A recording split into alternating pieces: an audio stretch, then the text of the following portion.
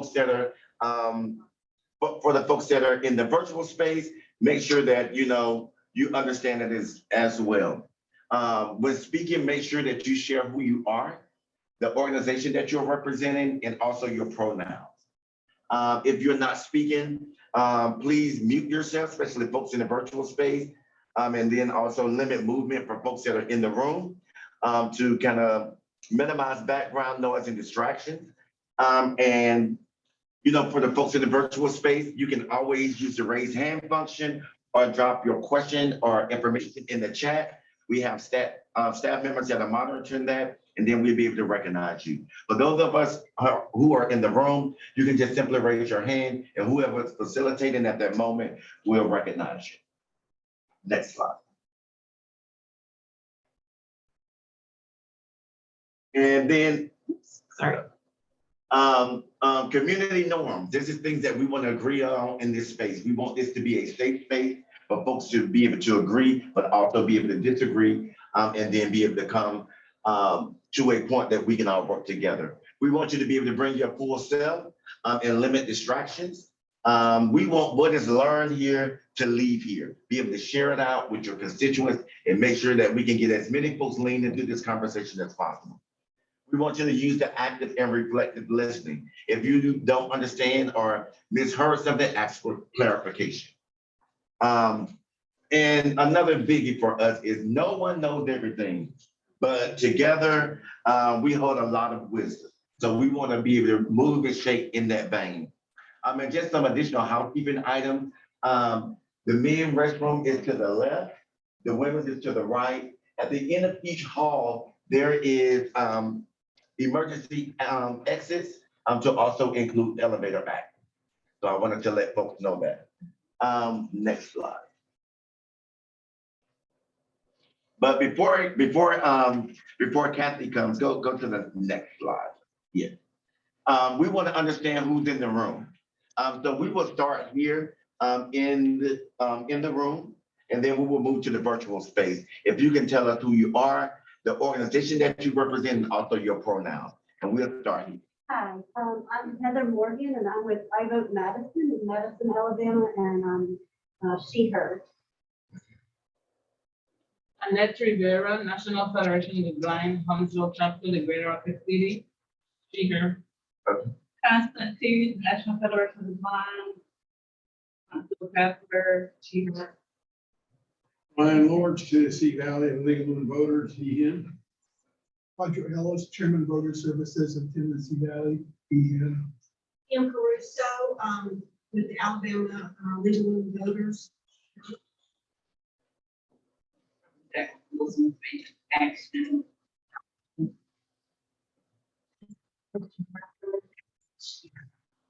Hey there, good morning. Cornelia D. Anderson, Harvey, my pronouns is she, her, and hers. I'm with the National Office of the Human Rights Campaign at BC. I serve as the Alabama State Director for work headquarters in Birmingham, Alabama.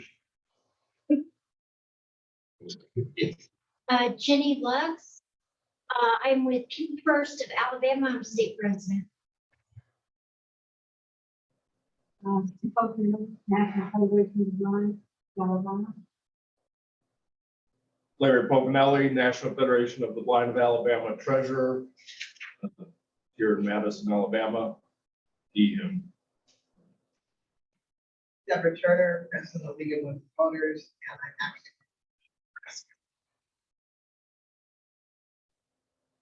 Kathy Jones, President of League of Women Voters of Alabama, and pronouns are she, her. Teresa Terrell, and I'm with the League of Women Voters of the Tennessee Valley League of Women Voters, and she, her. I'm Jill Rother. I'm with the National Federation of the Blind of Alabama, President of the state. Sure, Christina Davis. I am the Director of Training and Events with the League of Women Voters of the U.S. I work out of the Washington, D.C. office, and my pronouns are she, her. Can we go to the virtual space? Yeah, there's here. Let me bring our friends up on the screen here. We also have had some people already introduce themselves in the chat, but Demetrius, I don't know, do you want to invite people to also come Yeah. off the microphone if they'd like? Yeah, we want them to come off the microphone Sure. because we want to add voice to the conversation. Sure. So I do know somebody did say they don't have a working microphone. So hi, Mike Nicholson from Alabama Arise.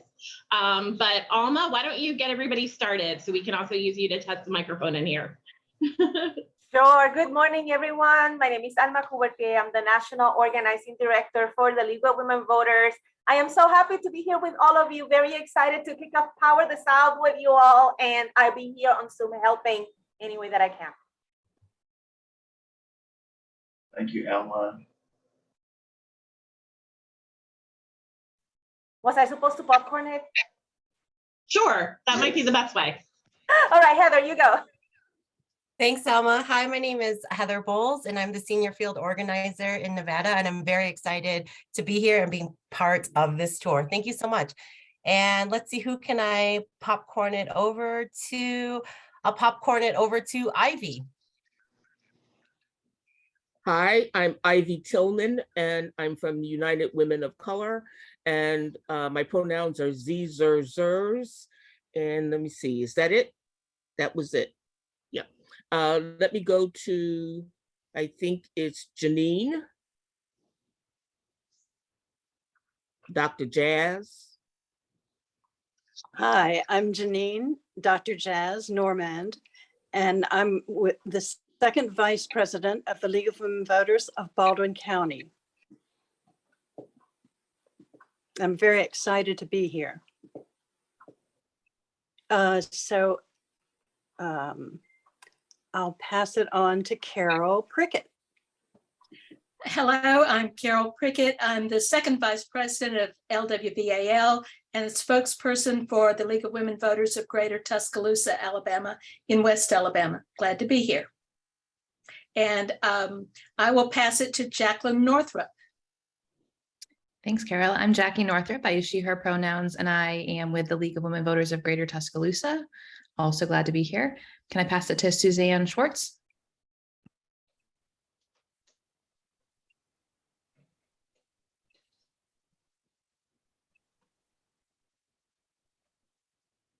Suzanne, are you with us? Yes, I am. I'm not quite sure what to do here, but my name is Suzanne Schwartz, and I'm president of the Mobile League of Women Voters. My pronouns are she, her, and I'm thrilled to be here. This is truly a necessary thing that needs to be addressed. We do have a lot of issues here in Alabama, so thank you very much. Oh, got to pass it to somebody.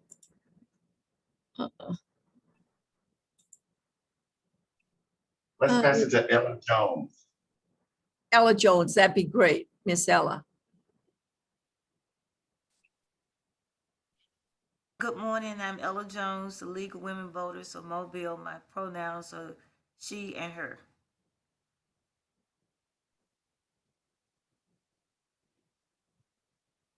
Can we pass it over to Percy?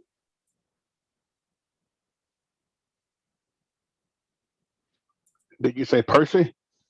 Yes. Oh, thank you. This is Percy Garrett from the National Federation of the Blind. I live in Dothan, Alabama.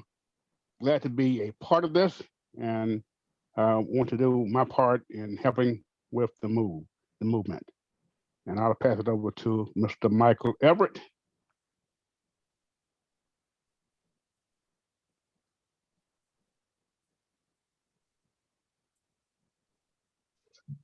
Michael, are you with us?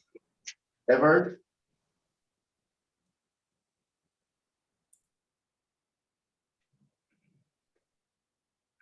Well, we'll come back to Michael Sharon Myers.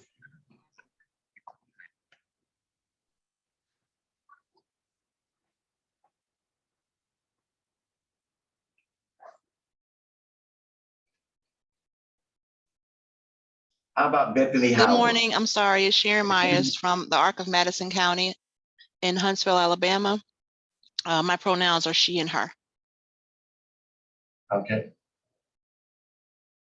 Bethany?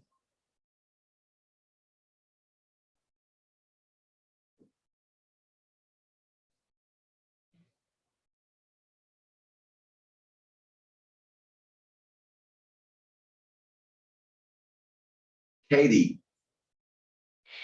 Good morning. I'm Katie from Disability Resource Network here in Huntsville, Alabama. My pronouns are she and her. And I think Brenda.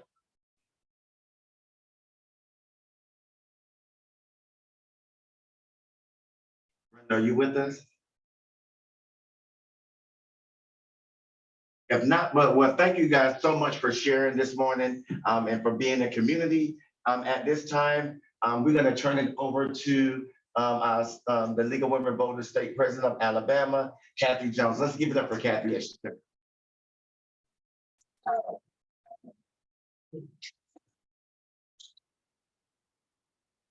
Hey, good morning. I appreciate you all coming here this morning, virtually and in person.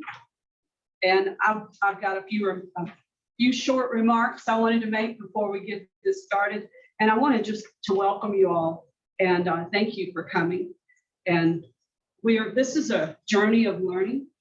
And we learn about the voting rights and the barriers to participation that so many people in Alabama face and across the country as well. And I'm excited about this opportunity to elevate and support the discussion of disabled citizen voting rights. And Alabama can only become more compassionate, equitable, and inclusive state if everybody's able to make their voices heard at the ballot box. And it's so important for us to recognize that there have been many Alabama patriots who have had pivotal roles over the last century in creating federal voting rights acts, such as the 19th Amendment and the 1965 Voting Rights Act. And today we have an opportunity to hear from leaders of the disability voting rights area so that we can learn about the challenges that people are facing as they try to exercise their basic right of voting. And after lunch, we'll brainstorm ideas on how we can help and elevate the issues that are being faced to work together to create positive change for Alabama and across the country. And at this time, it's my pleasure to introduce the president of the National League of Women Voters, Dr. Deborah Turner, who traveled with her team to be with us here in Alabama today. And I'll give it up for Dr. Turner. Thank you, Kathy, but we have to give it up one more time for Kathy. Kathy and I met about a little over a year or so ago, just virtually, and since this, we've become good friends, and she is doing amazing work for your state. So we have to give her one more year. So, we are here today because we believe. We believe in our country. We believe in democracy. We believe everyone has the right to be heard. We believe that we can do something about it. And we believe in freedom. And to me, freedom means voting. So together, we believe we can do something. We can make the changes we need. All we have to do is believe and then take that belief into action. So, as I said, I'm Dr. Deborah Turner, president of the League of Women Voters, and I am more than honored and humbled to stand before you today in unity to power the South. And let me tell you, there are places in the North that need to be powered too, trust me. I'm from Omaha, Nebraska. Need I say more? I first want to thank the League of Women Voters of Alabama for all their really hard work in planning to bring us together today at a critical moment in our democracy. I also want to thank your state, our state, national and local partners in Huntsville for joining us today. As we all know, Election Day is just around the corner.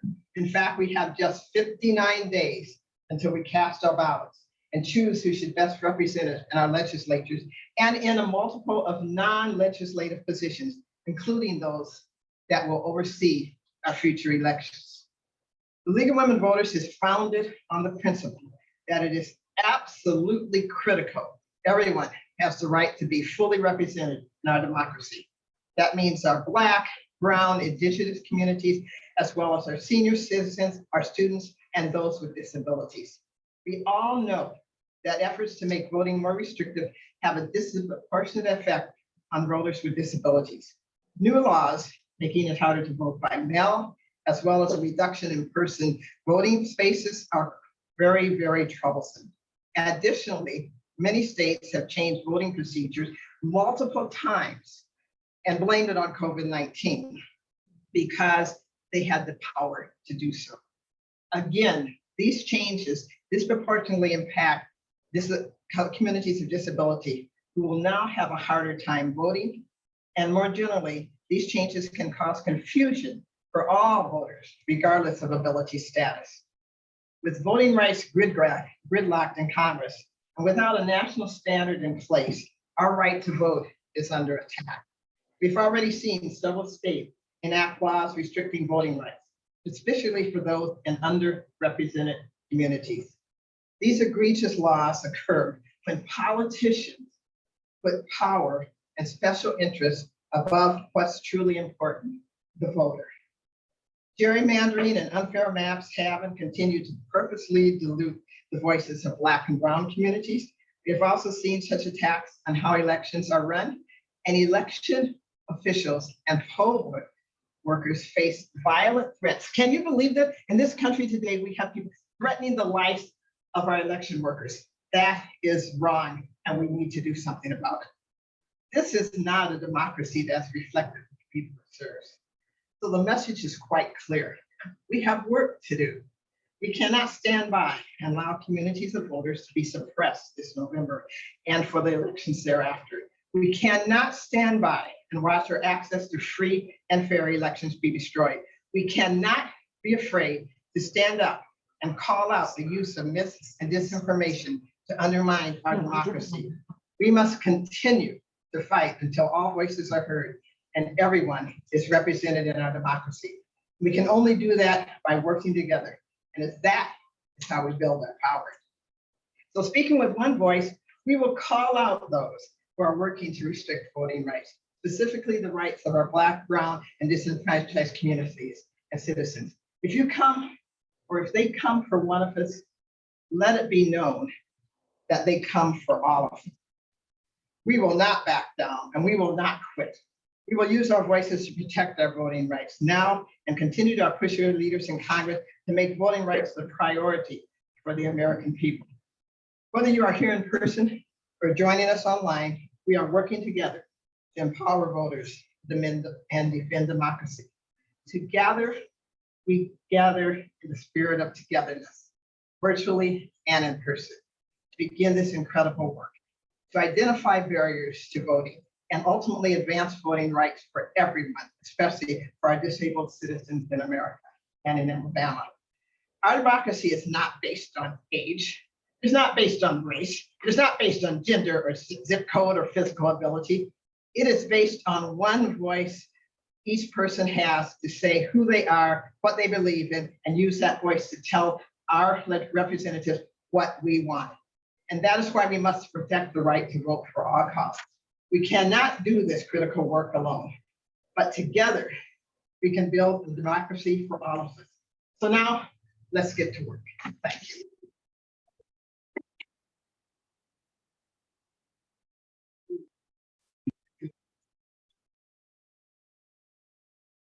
All right, I'm gonna introduce the next two speakers. And I also want to ask, we don't have a table here, but would you like to just bring a couple of chairs?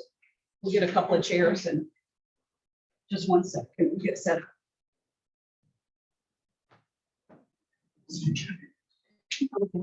I got one. Oh, you got it? Okay. Okay. All right. These chairs are substantial. Solid chairs. That's right.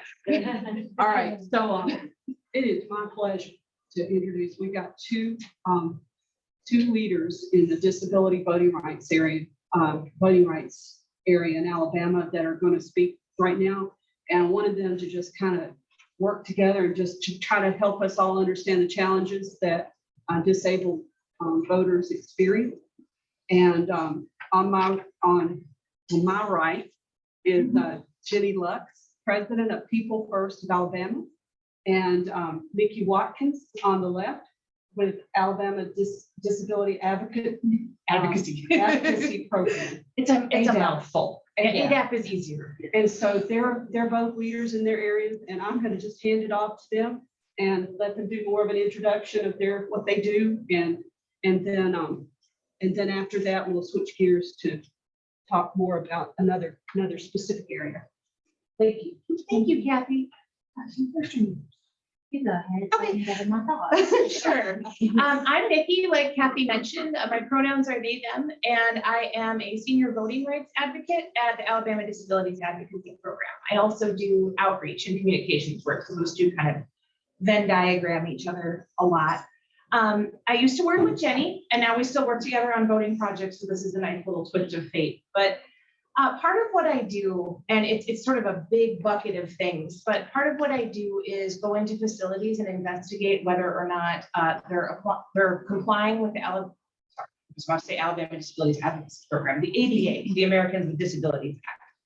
One of our projects this year is specifically in Mobile County because it's been a while since Mobile County has been surveyed for this. So this has been an ongoing thing. We also go into different types of institutions where people are either incarcerated, either because of criminal history or mental health history. And in a lot of these places, people can still vote, right? But the issue becomes whether or not they have access to the things they need in order to vote. So there's a big, broad range of things that I do in terms of disability outreach related to voting in particular. So just to give you a little background on who I am and what I do.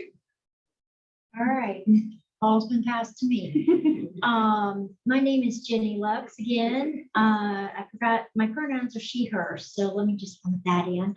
I am president of People First of Alabama. It is a self-advocacy organization for people with developmental disabilities. Developmental disability being a disability that has occurred from birth to age 22. And it doesn't have to be at birth. It can happen anytime in that developmental lifespan. And we advocate for the right for people to be able to have that right to vote, whether or not, like per se, they're on guardianship, still having the right to vote and access to the polls. We in the past, you remember we had, well, it was before you got on with ADAP, but People First of Alabama and ADAP had partnered to bring Project Vote all over the state to advocate, not only advocate, but also to educate the public and those with disabilities for the needs that we had. And so point being is that we're wanting to partner again and bring that back. And I think first on the agenda was talking about federal laws. Yeah, I can talk a little bit about that. I'll just jump in when I know. For sure. I mentioned the Americans with Disabilities Act earlier, and one of the things I want to emphasize is that the fact that we have to go into these places and investigate whether or not they're complying with the ADA is on its own sort of a depressing notion, right? It's a 30-year-old law. Like, it's been on the books, right? This isn't, surprise, we suddenly have to be accommodating. This is something that should have been ongoing for decades. So the fact that we still have to do that is frustrating. The lack of accessible polling places means a lot of different things to me, right? Like, if you're going into a facility investigating, you can say, okay, well, these doors aren't wide enough, or there isn't enough space for a wheelchair, or the voting machines aren't working for people who are blind or for people who need assistance, right? A lot of the time, the poll workers don't know how to use voting machines. There's a lot of, systemic issues there. But accessibility in voting, to me, also means getting to the polls in the first place. Right. So, like, transportation being a huge problem in Alabama, which I'm sure is a surprise to no one here, right? But in rural transportation especially, and then compounded with accommodations and disability, it's even worse, right? Because if you're in Birmingham, it's already a hurdle to get on the bus, get somewhere in time, get there, get back, right? Especially if you live in poverty. So this disproportionately impacts people who are poor, people who are rural, and Black, Brown, and Indigenous communities. So there's a lot that goes into the accessibility of voting. The ADA covers specifically, right, like, can this person get to the polling place? Can they get inside? Can they vote? And that's part of what we do to investigate these kinds of different polling places. The Help America Vote Act is also, it's part of what funds my work, right? And it also involves going into these places and investigating and looking at voting machines and accessibility, talking to poll workers, surveying people who have voted, right? So there's a lot that goes into that. I think that the biggest things that I take away from it is how many Alabamians, and presumably nationwide, right? Not just Alabamians, but here to talk about Alabama in particular, don't know what rights they have. And that's no one's fault, because we're not educated well on what rights we have. The fact that people with disabilities in Alabama have to have a sort of cheat sheet of what their rights are when they go to the polling place is, again, a depressing notion, right? Like, these are things that should be enshrined and emphasized by the Secretary of State's office, by state officials, by county election officials, everywhere. But alas, it isn't quite that easy. So that's part of what I do. One of the things I did want to talk about too, in terms of accommodations and polling, if you're going out there training people to, help register voters, to talk to poll workers, to go to polling stations and kind of, get a good idea of what goes on in those spaces. Some accommodations that people are usually not aware of is that if you have a mobility disability, you can move to the front of the line. This is also true for the elderly, right? A lot of the time this gets compounded when state officials talk, and they sometimes will just say this is for the elderly, but it's also for people with mobility disabilities. So something to remember. They can't, if you don't look disabled, right? Whatever that means, but that does happen sometimes, right? Like, where people make assumptions about what a person looks like. Doesn't matter, right? Like, it is still a person's right. If you can ask for a chair, you can ask for these kinds of accommodations. One thing we don't have anymore, though, and you'll probably know this already because I'm preaching to the choir, but we don't have curbside voting in Alabama. It is illegal in Alabama by recent legislative laws. Sorry, not ruling. Thinking of the Supreme Court at the moment. But yes, it is. So it is illegal in Alabama. In some states, if a polling place is found to be inaccessible, a poll worker can come out and go through the ballot with you. Not here. Right, which also complicates my work, right? Because obviously all the polling places are supposed to be accessible, and we all know they're not, right? All of them are just simply not. There's too many and not enough investigating. But that's a big one. I think the other one that I wanted to emphasize too is use of voting machines. And I know y'all in here are probably all voters. So one thing I want to ask of everyone here is, when you go to vote in November, use that voting machine. Ask to use the voting machine, and come back with some thoughts on whether that went well. It's a very simple process, but poll workers should be trained. They should know how to use them. And a lot of the time we find that's not the case. No, I also am smiling internally. We recently did a little check of that during the Alabama state primaries in Mobile County, and discovered that poll workers do not in fact know how to use the voting machine, and they took the right steps. They called the county election manager. They asked what to do. But that's a problem too, right? Because then this person is stuck there waiting to vote for an hour and change while they get the county election manager on the phone, and they have to figure out how to.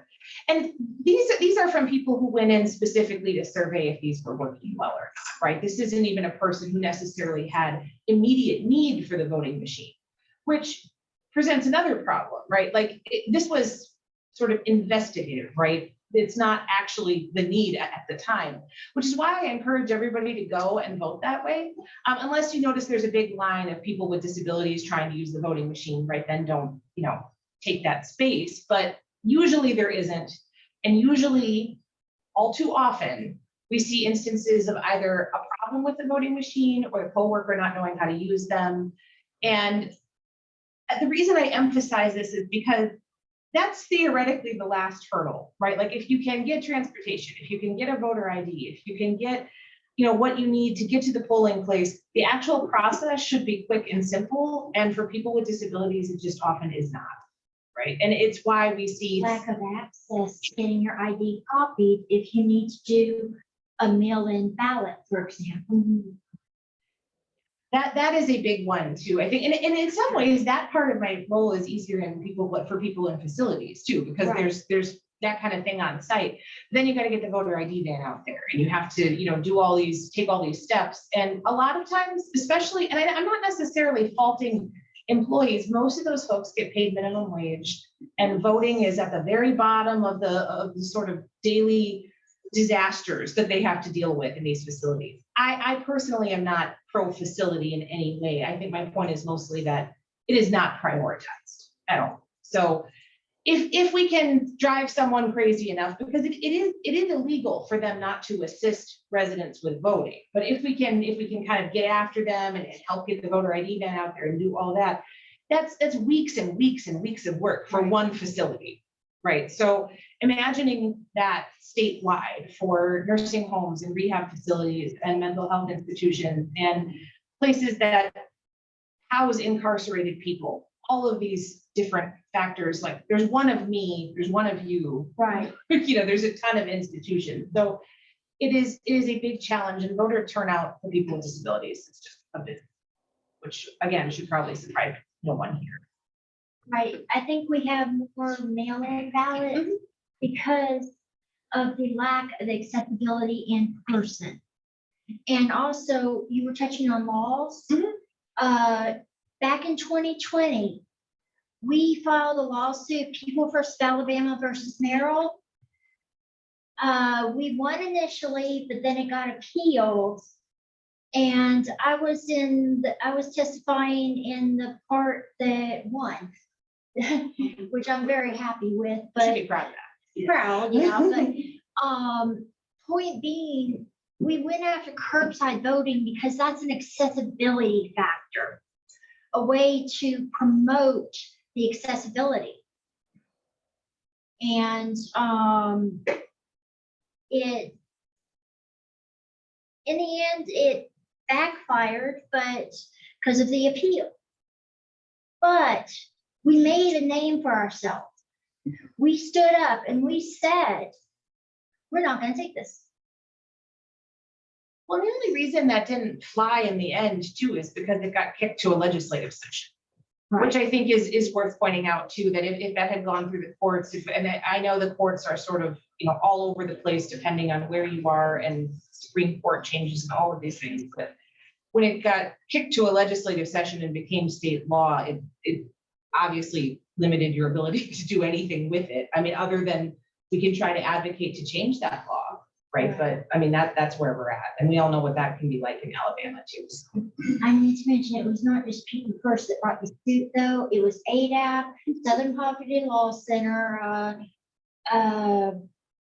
NAACP, I think, and one other, and I cannot remember the name or acronym, I should say. There's a lot of alphabets too. A lot. But in the lawsuit, you're right, like it was really important for that reason, I think.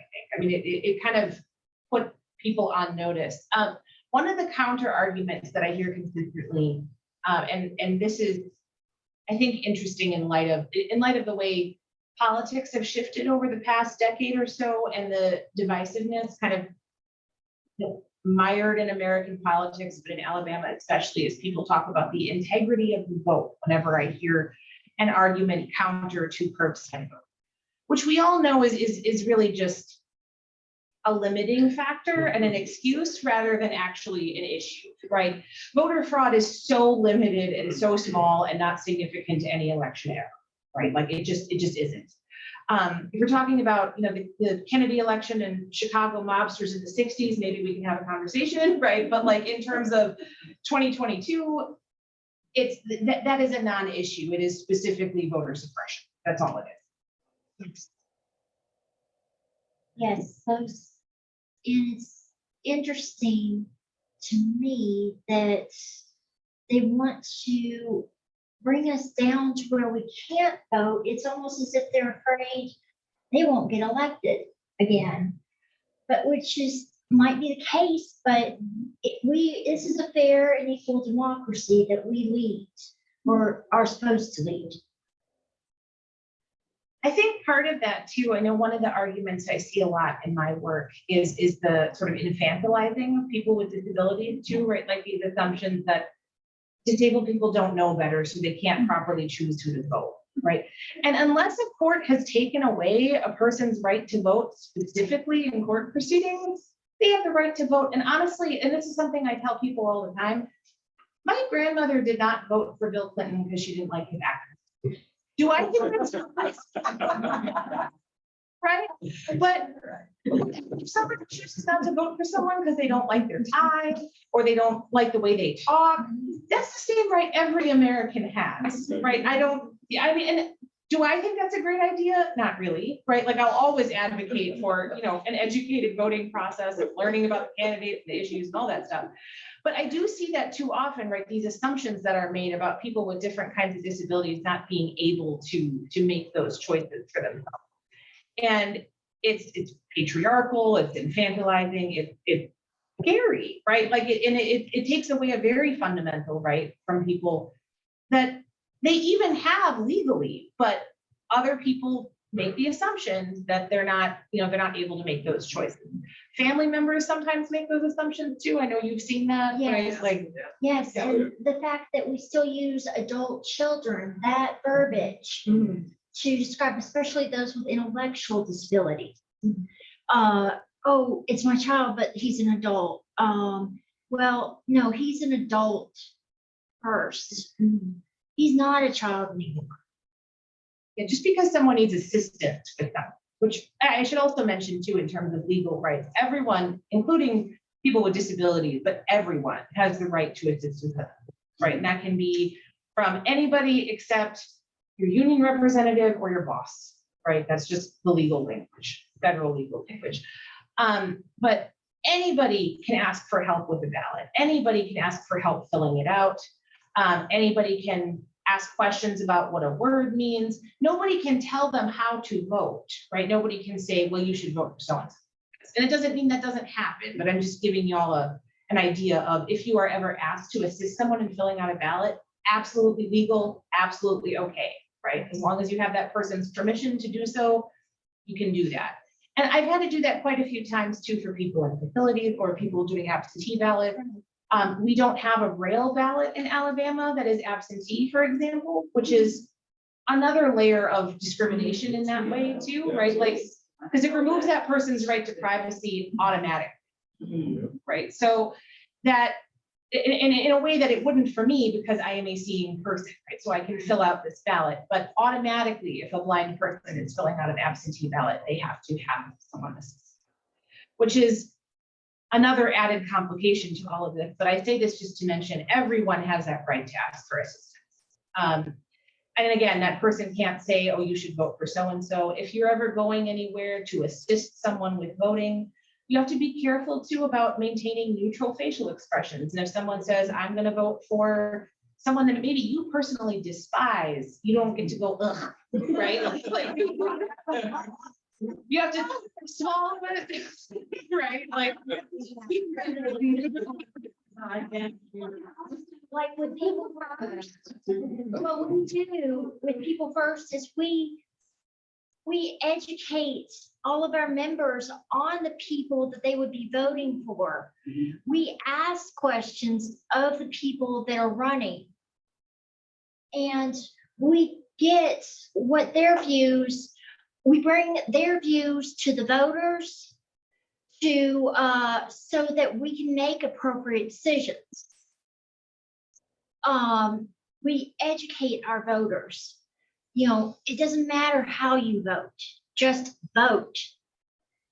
I think that's a really good point too, that trying to do that work in a nonpartisan way is a line that we, I think, are all trying to make, right? Like that one thing that I try to emphasize to people, of course, is like, I can present you with this person's voting record on disability issues, for example, but I can't say they were terrible on all of these disability issues, even if I think that, right? That's up to that person to decide these things. It doesn't have to be disability, right? It's just an example because it's what I use the most. I know we're going to talk a little bit more about legislative session later, but last legislative session, the Alabama legislature passed a law that a police officer can incarcerate a person or commit them to a mental health facility on a 72-hour hold if they feel that they are a danger to themselves or others, right? And I probably don't need to tell everybody in this room this, but that as an example is going to disproportionately impact people of color. It's going to disproportionately impact poor communities. And police officers are not trained to deal with mental health crises. So to say, well, this person is a danger to themselves is a very convenient way of getting someone somewhere locked away. Yeah, exactly. And I may not need to say this either, but once you get into a facility, it is very hard to get out. Yes. So it's just, but and that's just an example in the sense that I could tell someone, this is a law, it was passed. You can look up who passed it and then decide how you feel about voting for that person. And that is a nonpartisan, safe thing to do, right? Like to say, this is, this was proposed by so-and-so, it passed the Alabama State Legislature. This is how it impacted people with disabilities, people of color, et cetera. But being careful, again, not to say, please don't vote for this person because they passed this law, which I am not saying at all. Right. You want to remain nonpartisan. That's the most important part when you provide an education. You do not want to be one-sided. We have members that are both Republican and Democratic, and some of them vote independent or registered independents because that way they can go either way. And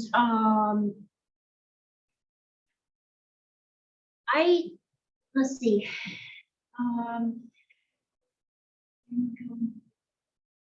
Sure. Well, one of the things that we wanted to talk a little bit about too is different classifications of disabilities, and I think we've been talking about this a little bit overall, but to give you a federal legal definition, which is pretty deliberately vague, right? Disability being a significant disability that impacts the way you live your daily life in some significant way, right? Which is a big, broad definition, right? So, and there are different types of disabilities that we talked about. Jenny mentioned developmental disabilities. I have a developmental disability. I was born with spina bifida. And intellectual disabilities, those range in also very broadly to something that I think people don't think about very often too: anxiety, depression, ADHD, autism, all disabilities, right? But so we don't specifically mean like Down syndrome is an intellectual disability, but it's not the only one, right? It's one of a big umbrella. Huge. Yeah. And the thing of it is that like with autism, it can be a mental health disability, but it can also be a neurological disability. The fact that it goes into multiple channels, so to speak. And it impacts the type of services a person can receive in the state, but in terms of voting assistance, right? All of these folks can ask for voting assistance because everyone can. But the different types of accommodations that we usually end up talking about with polling places are usually physical, right? And there's a lot more to it than that we don't even have enshrined in federal law properly. Like we talk about accommodations, we talk about all of these things, but it is much easier to point to a measurement and say this isn't good enough than it is to say, are we properly assisting people with intellectual disability? Do we have the resources that people need to research what they need to do? Do we have the transportation available? Do we have, these big, again, umbrellas of things? And sometimes accommodations conflict too, right? Like you can see instances of a person who maybe needs a quiet space to do voting in a place where that can't happen because all these other people need to come in and it needs to be accessible, right? So like trying to find ways of navigating conflicting accommodations, I think is part of this work too, which is part of the reason why I think you and I are always talking about absentee ballots too. Like it's a good option that has its own set of hurdles, right? But it is a good option for different types of accommodations. Like those with sensory disabilities that can't handle large crowds. And that does not just mean autism. There are so many different, the umbrella for sensory disabilities, it's huge. A little bit about challenges. Yeah, let's talk about challenges then. And we talked about some of these, right? Like transportation, getting access to the ballot. The biggest thing that I see a struggle with in my work, and I suspect this is probably true for everybody else too, is the voter ID situation in Alabama. Have to have a voter ID to vote. A lot of people that I work with are houseless. They don't have easy access to an ID. I will tell you all, and some of y'all probably know this, getting a voter ID is a lot easier than getting a state ID, right? Like getting a driver's license, getting a passport, star ID, whatever, that it has more hurdles to it, more documentation required.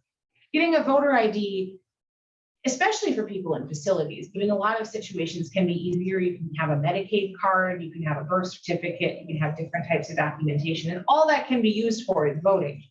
The hurdle then is going to get the voter ID, right? And one thing I'll mention too that isn't generally considered by state officials, at least publicly, I am certain that it is considered privately because it's, again, sort of a de facto voter suppression, is say I'm working with a houseless person, and in order to get a voter ID, they need to get a birth certificate.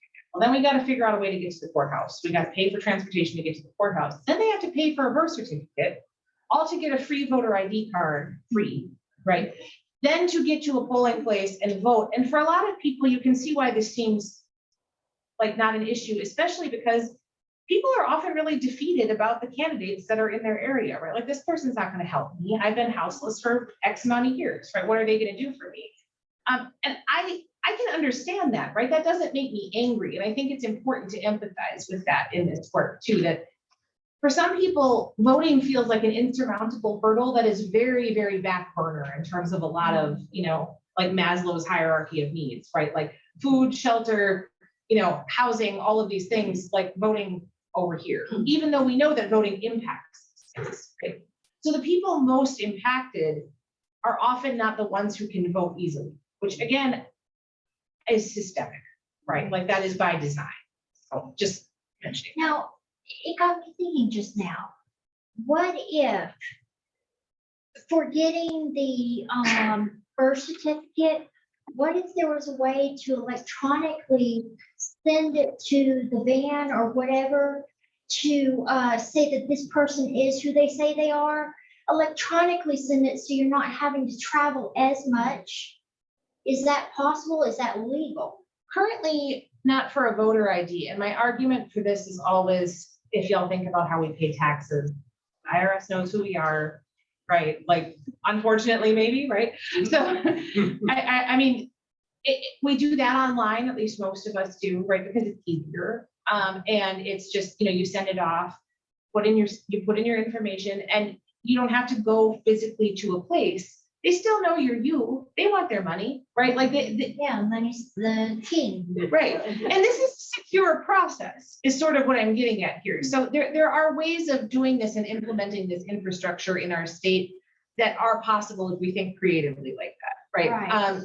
Trying to advocate for that type of legislation, I think, is really valuable for all Alabamians. Even if you think about like how we renew our car registration, or we can renew our driver's licenses online, at least not every single time, but at least some of the time, right? This is a, kind of a good example of this, right? Like, we do have the theoretical infrastructure to do this. It's a matter of political will. I've already found where us having this meeting is good having dividends, because I wanted to share something that we found was that to get the voter ID, the registrar can request a free birth certificate. If you're born in Alabama, you don't have to go to the courthouse. They'll do that for you. That is amazing. I did not know that. Yeah. I just wanted to share that with you because It's important to know. Yeah. Now, they won't do it for out of state, but they do. No, but that's, yeah, that's it.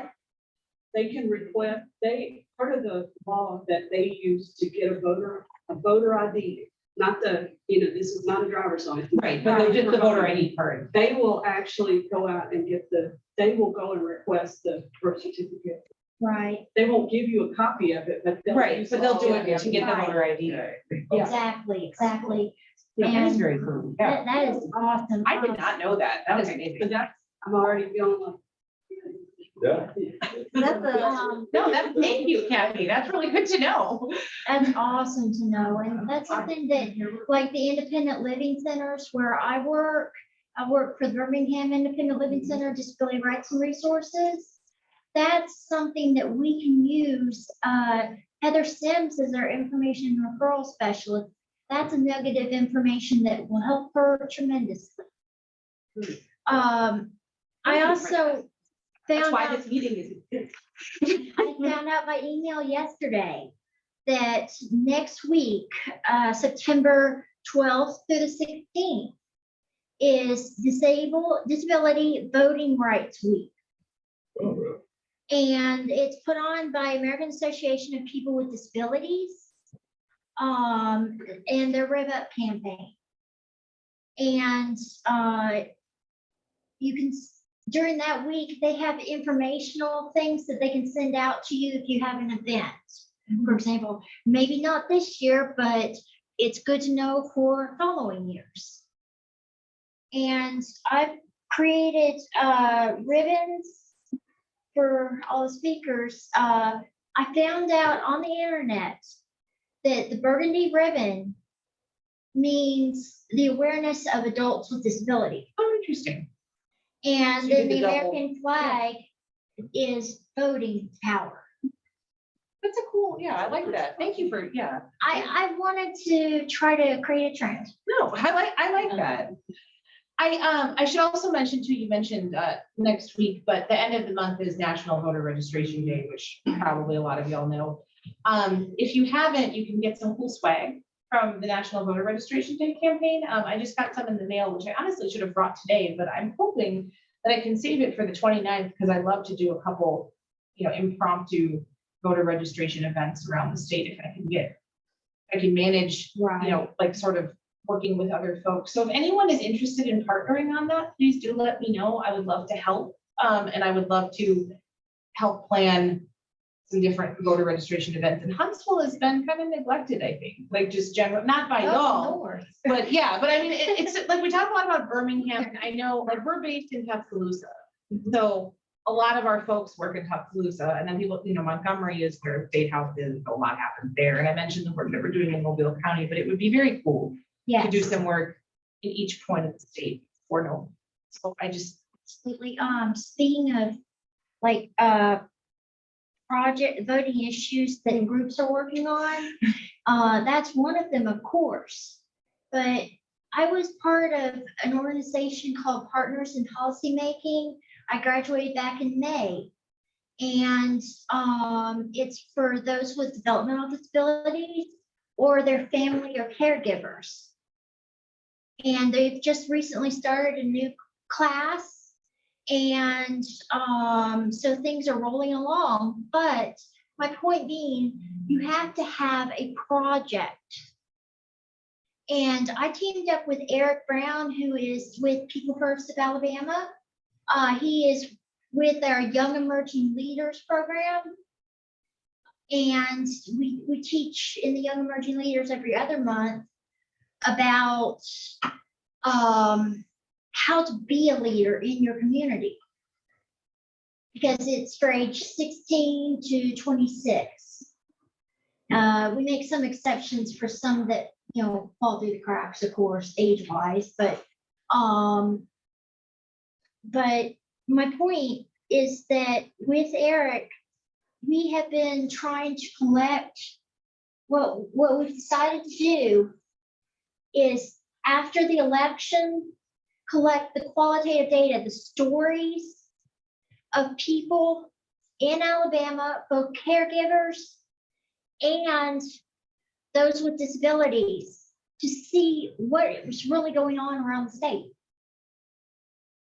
And I'm hoping that maybe if we can present the project multimedia wise, art, audio, video, and narrative, written in other words, what I'm hoping to do is present it somewhere, and then but also pull in a voting machine and have people try to vote blindfolded. That is a challenge. Experience with the voting machine, and we did a voting machine training together with Alabama Care during the primary, and that was very fun. Just to teach people how to use it. But yeah, I think there's a lot you can get involved in. Yeah, I just want to mention, I know that you, Demetrius with the League of Women Voters, I wanted to lift up also that the week of September 18th is National High School Voter Registration Week. Yeah. But we also want to be intentional in terms of how we engage our young people because they have disabilities as well. Mhm. So we want to make sure that we are being very inclusive as we think across the spectrum in terms of how we educate our communities around this issue. I love that. Yeah. Absolutely. It's not just educating the school counselors, it's also educating the special education teachers themselves, telling them that they can empower their students.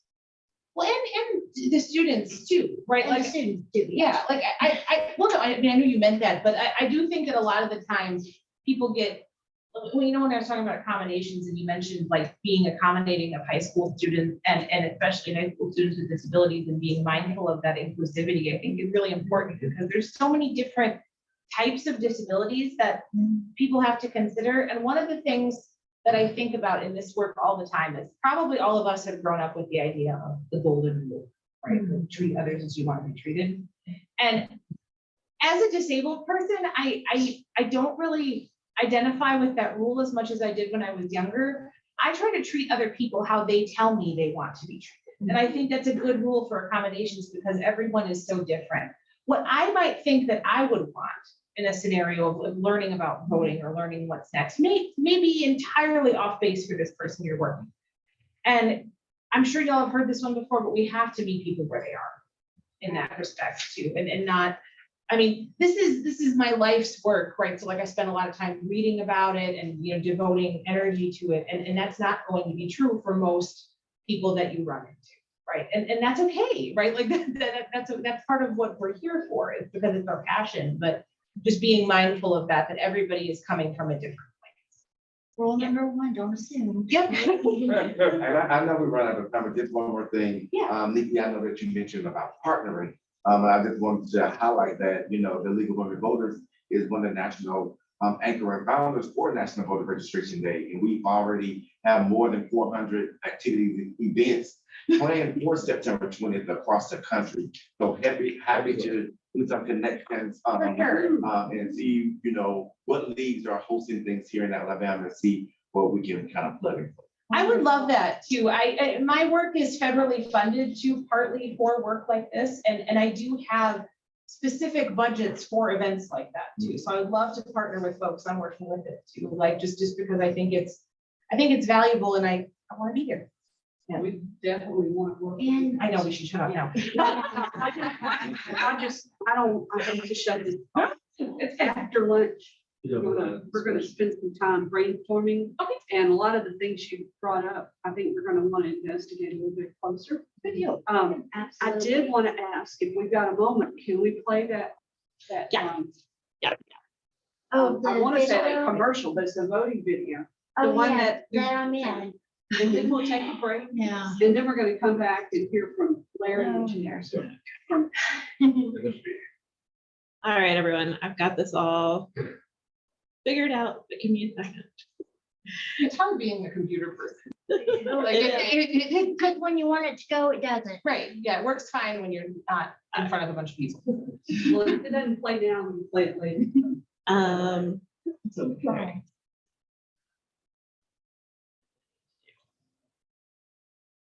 There it is.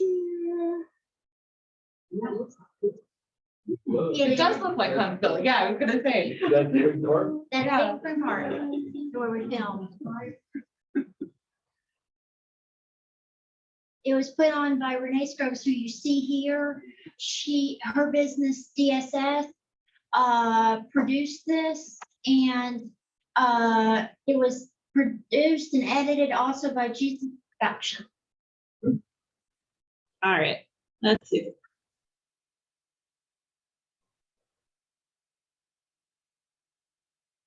Who, me? Yes, you. Are you ready for the 2020 election? It doesn't really matter, because I've got a disability. Why should I vote? So you'll be better prepared for good career opportunities. So you can be equally considered for better paying jobs. To protect your supplemental income benefits. To provide funds to teach first responders how to help you during emergencies. Because you deserve it. And because your vote matters. To help you live more independently. The 2020 election is your chance to choose candidates who you feel will support your needs on issues like educational programs, accessible and affordable housing, transportation, and assistive technology. Competitive integrated employment opportunities, Social Security disability income, SSI, Medicare, and other benefits. Protection for people with disabilities in emergencies. Advance, promote, and preserve disability rights. The 2020 vote is important. If you're not registered to vote, get registered now. Have a transportation plan for getting to your voting location. If you're participating in mail-in voting, fill out your ballot as soon as you receive it and mail it in right away. Vote for your rights.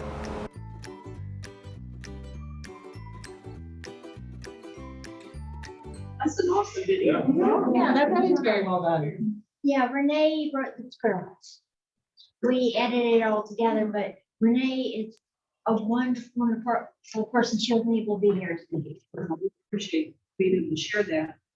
So we're gonna take a break right now, and then after we take a short rest break, then we'll come back and we'll hear from Jill Roster and Larry Povinelli from the National Federation of Blind.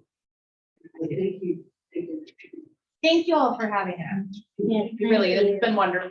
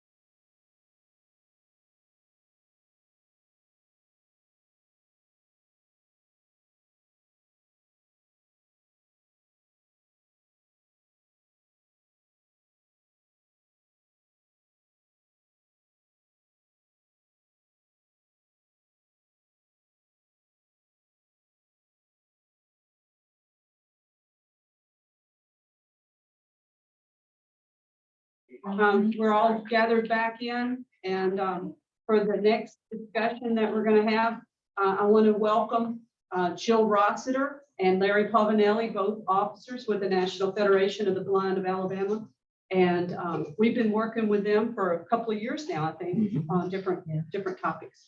And so I appreciate them coming, and I'm going to let them talk more about the organization and just kind of introduce what their membership is working to try to do. Thank you. Thank you, Kathy. So I would like to first say thank you so much to the League of Women Voters, because you guys have been very helpful to us, broadening our knowledge of how the legislative process works, assisting us with the educational forum that we had last year. And so I really appreciate the partnership that we've got going with you guys. And I know our president, Barbara Manuel, does as well. So the National Federation of the Blind of Alabama is an self-driven advocacy organization. We are part of a national organization. It's been in existence since 1940, correct? Yeah, 1940. Since 1940.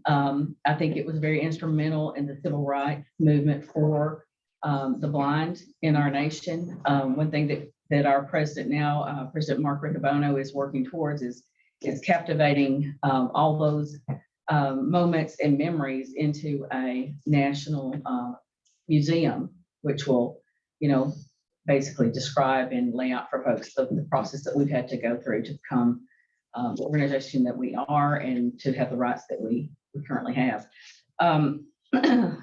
I have been with the organization probably since 2012, more involved with the state organization probably since I think 2017. And Larry, you're a long timer, aren't you? Yes, I am. So I've been involved in the National Federation of the Blind since 1985. Was a very active leader in this affiliate in Virginia and also at the national level. And when my wife and I moved to Alabama here in 2011, became very active in our affiliate here to help grow it, to expand it, and really to understand, we as the blind, we're the experts when it comes to blindness, and we also understand we need to advocate for ourselves. That's what the Federation is all about. Our founder, Dr. Jacobus Timbrook, was a scholarship, a constitutional expert when it came to the law. He happened to be a Harvard graduate and decided that, the blind had to have a voice. And that's what he did back in 1940 to organize an organization that would speak as blind people for ourselves. Because unfortunately, in the history of the world, everybody wants to speak for us. And we know that as blind people, we're suppressed. We continue to be suppressed. People want to put us in the corner, but we want to speak for ourselves. And that's why we want to vote for ourselves. Exactly. We want to find ways to carry that out. And one thing that I can say about the Federation, all the years I've been involved, is we're always pushing the envelope.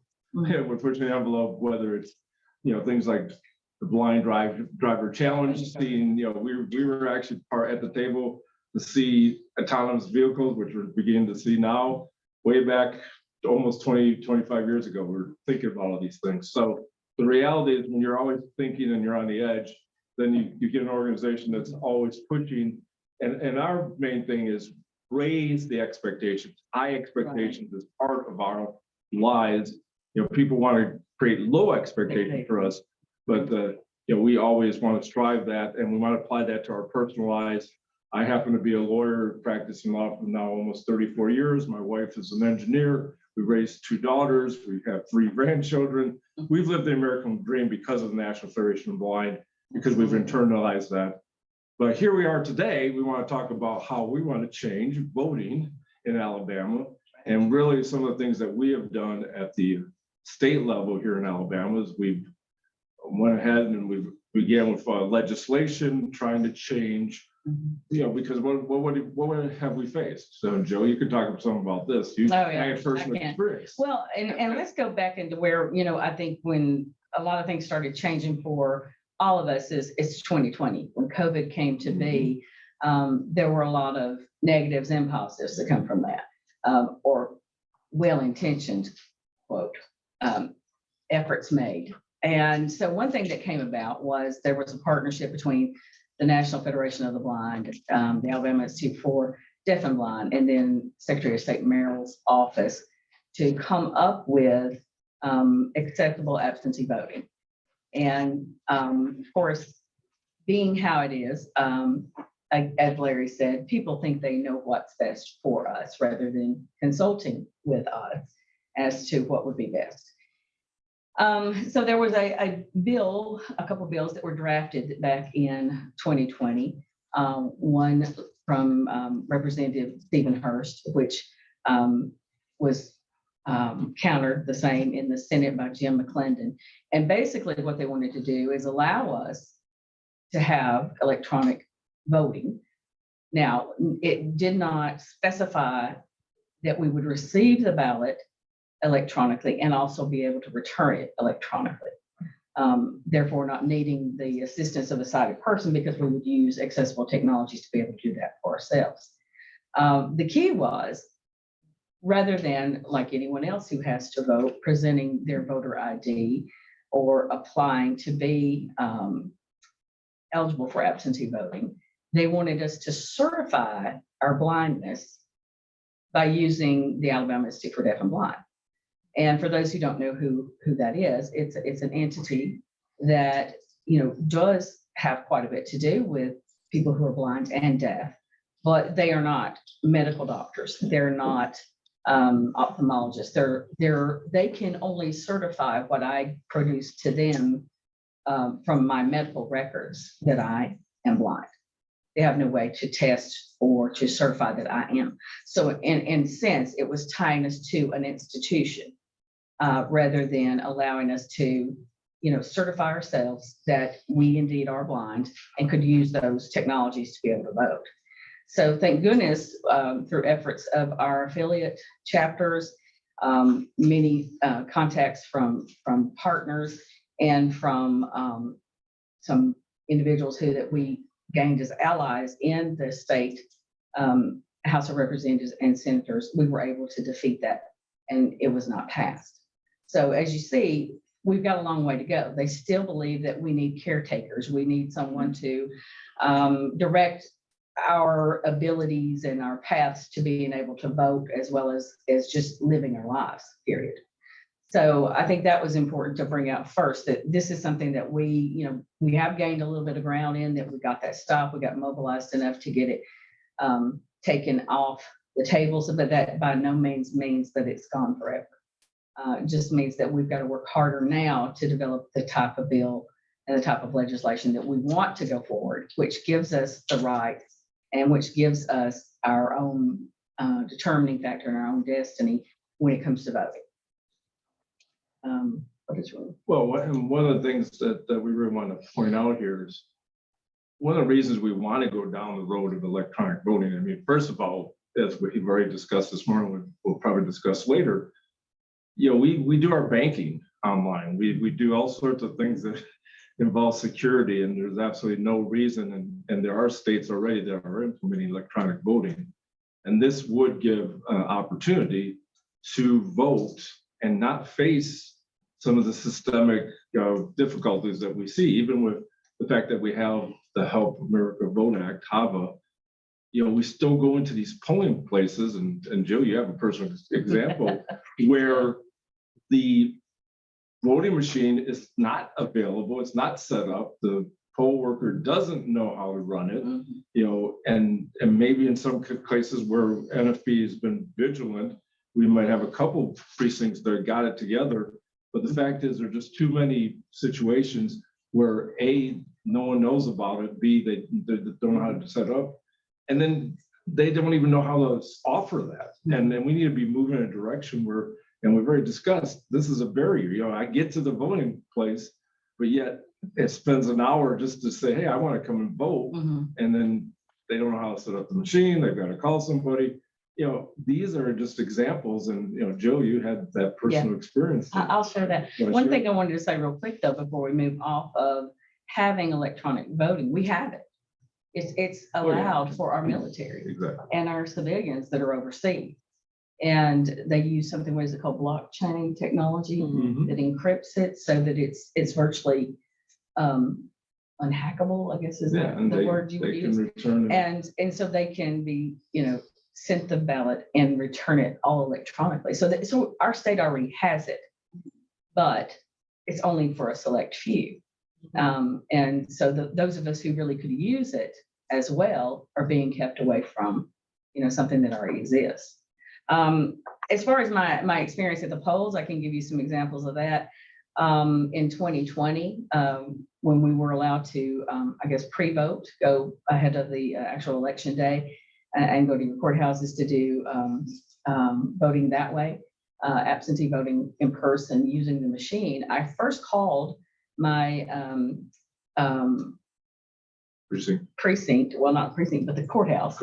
Yes, and asked the lady at I think it was the clerk's office, the court clerk, and asked, do you have the machine and do you have it available? Because I had already done my research and saw that, according to the Secretary of State's website, they are supposed to have a accessible voting machine up and ready 55 days prior to any election for people that want to go in and vote that way.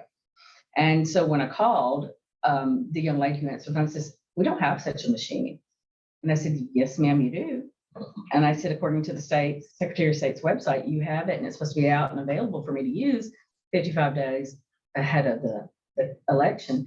And she says, let the election manager call you back. She's with someone right now." So I waited, and I called 3 days prior to the day I actually wanted to go in because I know what to expect. And so when the election manager called me back, she says, "Oh, yes, ma'am, we do have it. And, Mr. So-and-so has assured me that it's working, but I want to double check for myself that it's working. And, we'll get it out of the supply room." And I said, "Supply room?" I said, "Why is it in the supply room?" "Oh, we can't have that expensive piece of equipment just sitting out." I said, "Why not? People might use it." I said, if people saw it, they might know what it is. And then people know all about it because it's all over our website. Hello? You think about if you were left with a vision impairment right now, and you're going to go to a website and do what?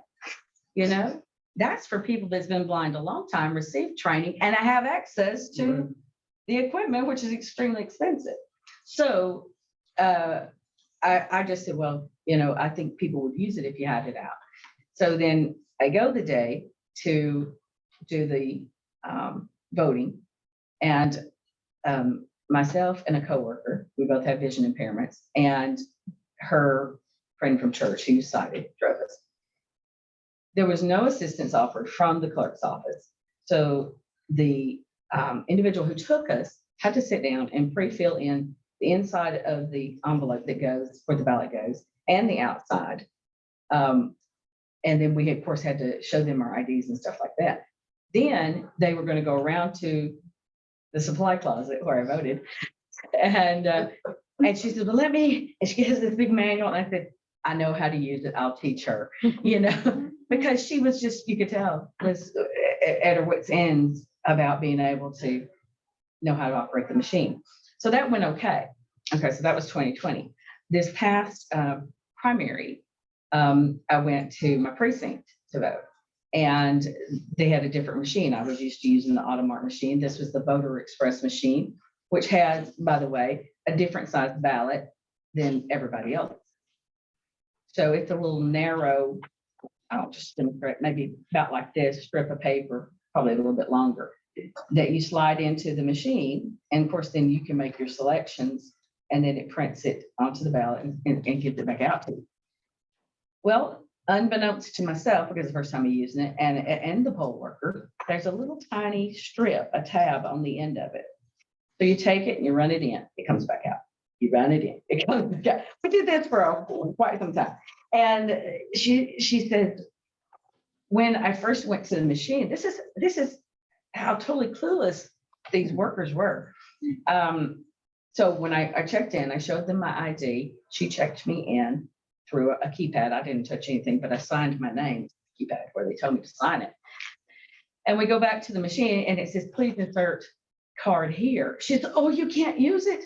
And I said, what? Well, I took your ID card up front. And I said, I think they're talking about these ballots over here. And so then we went with the pushing it in and it came back and all this other. So finally, she gets another lady to come and she says, well, let me contact, the individual that sets the machines up and find out what's going on. And of course, he's busy. He's probably getting questions from all over the county, similar to what's going on with me, I guess. And so she's sitting there waiting and I'm sitting there waiting and she says, well, I know you want to do things independently, but sometimes we just have to. And I just looked at her and she didn't say anything else. And then finally, she's saying, well, you've got two choices. And I said, yeah, either don't vote or let my husband fill it out. And she didn't correct me on either statement. Well, to save her and me from having a total meltdown, the gentleman finally called. We figured out to take the tap off of it, and I was able to use the machine to mark my ballot. Okay, so the ballot comes back out. My husband's patiently waiting, because he's already done his duty in voting. And I go to the gentleman to hand the ballot to then be counted. You can't put that in here. That goes in that machine back there. And I said, yes, sir, it went in there. So it marked it for me. Now it has to go in here so it can be counted, And he sort of just dismisses me and goes to the lady across the way. And she basically just says, well, if it goes in and accepts it, that's fine. If it doesn't, so what? So total apathy for the fact that I want to come and do it. So I went through that, and then we had the runoff on the primary. So on both times when I came to use the machine, it was not already talking. So it had the screen up. You had to select whether it was the name of the precinct, but it had 1, 2, or 3. So there were 3 different selections. And of course, I have no idea. The poll worker has no idea. Well, we'll just check one. So she presses 1. And so I didn't vote a complete contest. There was I think it was a district representative that was not listed on there. And I thought, I'm pretty sure I'm supposed to vote for him. He's in my district. And I was confused. And I asked my husband, I said, was so-and-so on your ballot? And he says, yeah. So I was denied the opportunity to vote a full contest using the machine. So after, when I did the runoff also, when we first came in, my husband and I are walking together and he's going to get his regular ballot and I'm waiting for them to find the ballots to go to the machine in the back because they weren't worn out. And the lady says, does she want this? And I said, ma'am, I can hear you and I can talk. And I said, you're being very rude by not speaking to me. I'm sorry. And I said, that's okay, but he needs a ballot. He wants to vote. He's like, yeah, can I have a ballot now? So you see, I mean, it's just aggravation and frustration the whole way around, just to be able to go do what is my right as an American. And by the way, my husband is originally from England and has naturalized. He's an American now. And I guess they thought, well, he's got a British accent. He can't vote. I don't know. Wow. I don't know why it was. She wasn't coming forth to give him the ballot, but anyway. So that's a personal story from my part. We also have a member who lives in a very, very rural area. And based upon where the maps are drawn, she's probably got a precinct within, I don't know, 4 or 5 miles of her, but she has to go in 20 miles the other direction to vote. So sometimes she doesn't have a way to get there, and she can't go to the one that's closest to her because that's not where the map is drawn. So yeah, those are some things. I mean, the transportation, I think that is probably one of the top problems in our state, whether it's voting, employment, medical, whatever. Transportation is the biggest problem. Just being able to get to where you need to go and to do what you need to do. Larry, what are some other barriers that you can think of that other than, the attitudes and the apathy and all that? Attitude and apathy really exists consistently. I think the other barrier is just expectations. Like I said about the Federation raising expectations. There and you know, there was even a comment in our commercial there. Most people are like, why should I vote if no one's even going to listen to me, or even Right. and then I think those create a barrier within, right? Within ourselves of saying nobody cares, and that expectation's low. And so why should I even get out there? Why even make the effort? And then when I do make the effort, if I run into barriers like Joe has here, I may do it once or twice and then I'll give up. Right. And I think that's what I've seen over and over. Just even folks that have got out there and run into these barriers. And even if you bring somebody along and then somebody's not even talking to you, of course you're going to feel defeated. Right. And to me, that's definitely a part of it. But I think more importantly is that we come together and try to create just this expectation that things, and one of the things that I want to throw out is, you know, for example, the Alabama Institute for the Deaf and Blind, this institution that they wanted to put us pigeonhole us into, you know, they run the school for the blind, they run a lot of the training, and yet I bet you not once, and I'd be curious to know, have they ever brought a machine to ASB and actually sat there with their high school seniors and show them to use the machine? That'd be a good question to find. I mean, that would, to me, that's empowering right there. That at 16, 17, 18 years old, knowing that at 18 you can go vote, go use a machine. I mean, to me, that's something that would empower. And I bet you even the AIDB hasn't even given thought to that expectation, right? So that's where it is. I mean, systemically overcoming those barriers that are sort of is driven by the prejudice of thinking that a blind person really can't vote because you know, they're not really going to contribute to society. And I think that's really Well, or an overarching barrier. Yeah, and that we don't have the mental capacity to make those choices. Right, too. and that people kind of falls into all the disabilities. But yeah, that's definitely comes across when it comes to blindness, that people don't think that you can hear or see, and you can't do anything because you just can't see. We know that that's different for us, and we're out there doing it. Well, and I tell you another thing that I've thought about many times is, you know, most of the time when you come in, you know, you have to sign in, whether it's via the iPad or a paper that has your name on it. And if I'm a poll worker and I see that someone's got their nose down trying to find the line, or someone's having to help them put their finger, would I not instinctively just say, you know, we have this machine that would help you be able to, you know, vote independently. Would you like for me to show you how it works? You know, but I don't think that happens. I think they hope and pray nobody comes in.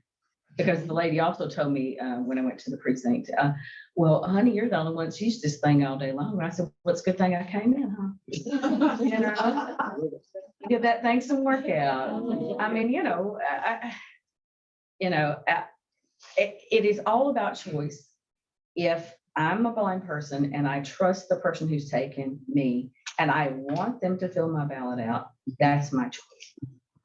But if I know there's something else, and I want to know about it, and I want it to be working, I want it to be accessible, I want someone who's there that knows how to help me do it, help me know how to do it myself, then I should have that option as well. Or if I don't want to go at all and I want to stay at home and I want to do everything electronically and keep my blood pressure down, I should have that choice too, you know, because it definitely works me up to go through what we have to go through, you know, just to do, you know, what we want to do and make our voices heard in our vote count. So anyway, so the MFP knows that we want to change it legislatively, but we also earlier this year, with the help of the Department of Justice and the Southern Poverty Law Center, have filed a lawsuit in federal court to deal with the voting issue with blindness community. And the fact of the matter is, you know, we've got to fight it on all fronts. Right. So in that lawsuit, we are talking about exactly the type of barriers that are faced by, you know, like Joe just gave an example. There should be no reason with HAVA that I walk into a precinct and the machine is not set up and ready to go. We're seeing systematically that the poll workers are not trained. So these are things that we want to, just fight from a federal side, litigation there. Well, and even the inaccessibility of the absentee process. Exactly, the whole process. The whole process, because, like we were talking before we came up here, about braille ballots and things like that. You can get a sample braille ballot from the Secretary of State's office, so you can read it to know who's available for candidates. But there's no way to mark it and return it, and there's not one at the polling place either. And then even just like I was mentioning, when I went and I used the machine and it was quote unquote absentee voting, then I still had to have a sighted person to fill in the form, because there's a form on the inner envelope and the outer envelope that has to be completed. So, I can't do that. I can't see the lines to write it in. And I think even some folks, wasn't that some of the problems they had in maybe Massachusetts or some places like that? They got the opportunity they sent them the ballot electronically and they could complete it and print it off. But then their signature had to be in a certain little block in order for it to be acceptable. And that was in the state of Massachusetts, and we had problems there. So again, the national organization stepped in to help, try to alleviate those problems. Right, and that's just it. We want it accessible at all steps. Right. And that's really, we know that it's not going to be answered overnight, but the fact is we're going to continue to fight it, litigation and otherwise, legislatively. Mm-hmm. And we know we've done, Colorado, I know has already on the books electronic voting, Hawaii, receiving and returning. So there is absolutely no reason we can't move in that direction, but that's not, again, I want to go to the poll. I want to show up, cast my ballot. Mm-hmm. That needs to be accessible. I don't need to be told that the machine isn't working or that I need somebody to do it for me or with me. None of that. I want to be able to vote privately, independently at every step, whether I do it electronically, in person, at the precinct. These are the things the Federation wants to see. And that's really our, the Federation always fights, and we may lose the battle, but we're never going to lose the war. Yeah. We're going to overcome this. And hopefully within several years, we can go to ballot and vote independently without being told there's no machine or there's no ability to do that. Or if I want to do electronically at home, that I can do that. So those are kind of the direction we want to move in. Federation is definitely going to work at making that happen. And if we could talk to Lionel and get him to promote the accessible voting, and mm-hmm. Lionel Richie, he's doing all the ones for the ID cards. We need to get him on board, and we might get some notice then. Can I ask a question? Yes. Sure. And thank y'all so much for this information. The first panel was awesome, and I'm so retaining so much. I find, because I work for HRC, which is the LGBTQ plus rights organization, there's a lot of intersectionals. I do have constituents that are part of the disability community, so you can imagine all of the intersectional stigma that faces them. So I'm also programmatic, so I always like to find out when I leave here what actual steps I can take in my privileged role to be able to partner. And I love to collaborate. Can't do this by myself. A great leader will always collaborate. Sure. But my question is that, well, first of all, a statement is that I really feel, since I've been here almost 3 years doing the work, I do work on the legislative side. I'm the one that fights the bills. I do the injunctions, for LGBTQ plus and so forth and so forth. And then we also are a PAC organization. So I have the privilege to be able to identify what we call our friendly lawmakers that understands our mission. I do know that our system is flawed, very much so. It's very biased, and it's very territorial. Oversight with our conservatives. Earlier session, I think about where is the issue, and yes, you're right. My headquarters in Birmingham, but where are the rural areas at, where it's really effective, where they do have the attitude where, well, I'm in a rural area, no one's paying attention, my voice or my vote won't count. So programmatically, I know the percentage here in Alabama and also nationally of how LGBTQ plus, including a portion of disability that's added to that, that is being impacted by the discriminatory of their voices not being heard or being able to vote. What is that like in the disability community? Is there a percentage in the state of Alabama, or is there a national percentage? And then my other question is because I do walk the halls of the State House. I also am a certified lobbyist.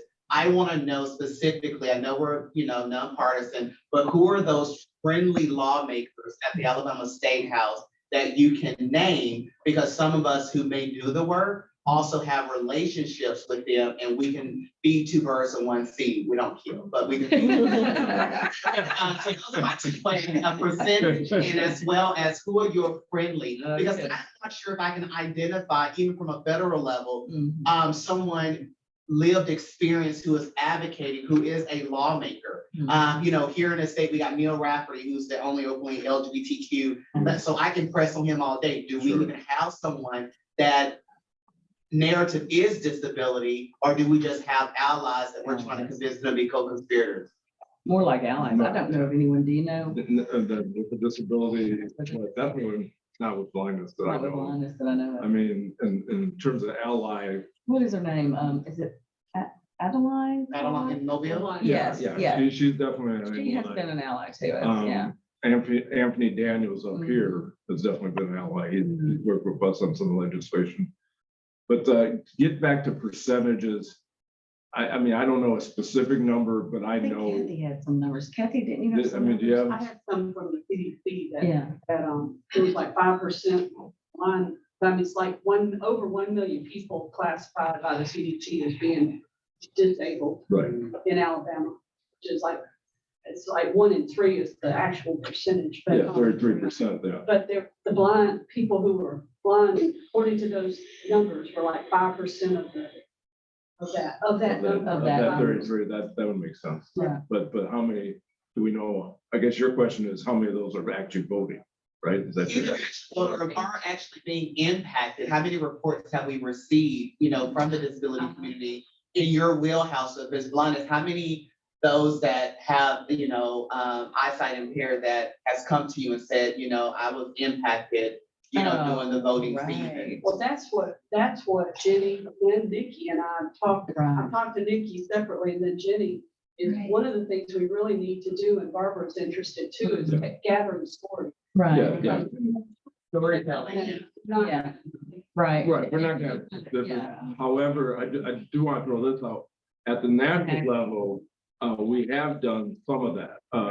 Matter of fact, when HAVA went into play back in 2004, since then every voting session we'll ask for testimonials. What happened, and this is nationwide. And I think isn't it like a survey or a hotline? Yeah, they're actually they collect that exactly, nationally. and part of that is to get people's impacts, and we do see it vary. I mean, there are parts of the country it's fine. People go in and they are on top of it, whatever, and then there are other areas, forget it.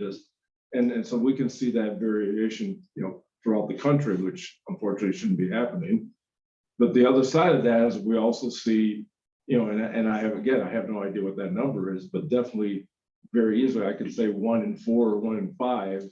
With the minute they go in there, there's some kind of barrier. There's something I think the challenge is that here in Alabama is that when we see through perception of visibility, we don't take full advantage of understanding the person versus seeing their disability and think we're doing a service to them by aiding them, or overcompensating our compassion, in so many sense, rather than talk and saying what challenges are you having and so forth. And you're right, we don't have a lot of storytelling. I keep saying that if we're going to take Alabama to its next, and we're going to change whatever color that you're interested in. We just need a color change. But whatever that looks like is that we're going to have storytelling from various diverse groups, disability community. When we talk about Black and Brown, not just Black and Brown, but those that were impacted being single parents, low income, disenfranchised, rural areas, HIV, health equity crisis we have here, religion and faith trauma. Those type of storytellings to me get more people around election season. What I'm afraid of is that anytime we're in election season and right before primaries, people the lawmakers like to take full advantage, even though sometimes it's not their wheelhouse. But those are the times when we should be trying to build those relationships because they want to keep their seat. And we have to understand also mapping. And I want to throw that out there. This is just, what I'm feeling as I'm listening. We could talk about Birmingham, rural areas, Huntsville, but how many, disability numbers do we have in certain areas? So, have we did a mapping? Do we know where majority of our disability community, where they frequent, where they live, who is their lawmakers? Has the lawmakers, done anything? Can we call them in versus call them out, about, this type of work? Love it. This is crucial because I didn't say my word, but I have anxiety as it relates to, because we're having lawmakers that are taking advantage of us, the selecting of us, that those that are not conservative, or those that are not, A class, but we're a certain class, and so forth. And I'm really, really nervous. And so it's going to take more non-traditional ways to really try to make a huge impact. Can we do that in the, the next couple of weeks before election? Yeah, storytelling, we can start calling out for people to lean in through social media and so forth. But I'm really concerned. I am like hyped because I'm learning so much and my wheels are turning. But yeah, and I do think we need to partner. We need to identify more mapping and the intersectional of the disability community. And I think that's how we can build an even bigger coalition table based off those intersectional. And I just want to add from the virtual space, Janine lifted up, we who have disabilities are often shy about asking for what we need, especially at a official poll, brought with worries about what's legal and what isn't. So what can we do to continue to educate folks about, how we show up in that space and what it means for that moment? How do we make folks become, more comfortable? I think you were right on spot when you talked about, collecting the stories, sharing out, this is my experience and how I overcame it. I think that is going to be a tremendous way in terms of how we move the needle and making sure that folks, feel comfortable. We need statewide voting buddies. Yes, yeah. That's what we need. We need someone that can be part of these organizations that's represented today, but we can build a buddy system, do our own internal poll training, how to advocate for them, something pops off, but we built a relationship, because, and to me, that's, 10 in one area are assigned by precinct, call them, that'll alleviate maybe benefits of disparity in transportation. It also allows some type of interaction as well. Not this is who you should vote for, but I am here, so your voice to be counted, and I'm going to be you, to make sure that we get there. So some type of buddy system, I think, would be great. And I think that with other collaborative organizations who do receive more funding versus grassroots, then you can ask for some type of sponsorship in order to, to pay for gas cards and things like that, just so our disability community will feel that someone has put something in place for their voice and their vote to be heard. What about things like church buses too? If we utilize those, we can get more people to the poll. Yeah, that's very true. Right. Yeah, that's very true. I was going to mention, just getting ready for this meeting, I start learning more about who all's out there in the space. And I wanted to mention, when you're talking about mapping, there was a lady who could not make it to be with us today, but she said that the census, she was part of the census ARC. She's with the Madison County ARC, which is part of the statewide network. And that they have actually gone in, and she says, I know that every person across Alabama who is disabled has been counted in the census. Now, I don't have that data, but that data is there. Now, Well, what we do with that is a different. let me just riddle you this, because, just as a family history, my eye condition is hereditary, but there's nobody in several generations that has done that. And my sister is very much into genealogy, and I would guess that, attitudes haven't changed that much over hundreds of years. And she said what she finds is, going back in those records, people don't want to be identified. They won't tell people there's a blind person in the home or there's a disabled person in the home. So It was considered a shame. exactly. Yeah. And I don't think we're much farther ahead in some areas. That could be, yeah. 'Cause yeah. You're right. That's if they self-double Well, and that they have a disability. That's why telling his story. Yeah. That's why telling stories that Exactly. people can relate to. Right. That can help that. And all these things, they educate that. That gives people power, and that's what we need to do.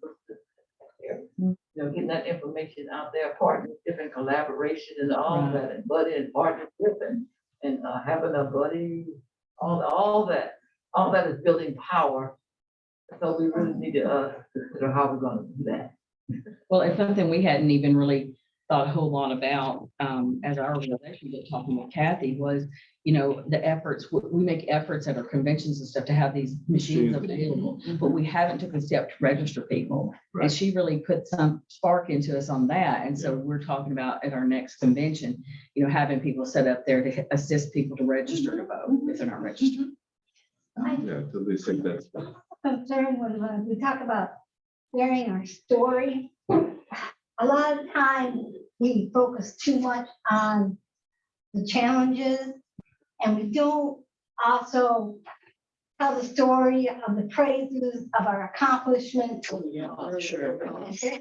That, I'm just putting that out there, that too needs to be documented because Sure. Yeah, I overcome. I mean, not in a patronizing way, but in a way that, you know. Well, That shows that, you know, you keep putting the work in and things change. Can I ask a question? And not coming from the disability community, but having something that I can look at me and see what I am, you know, but all folks don't necessarily. My question is this individual right or choice to determine or say who you are. So it's like, I'm sitting here struggling about, I think it's great. We should tell our stories and we should raise up. We should figure out, you know, where there are communities who have this, who has this, so we can make sure we're not shortchanging people.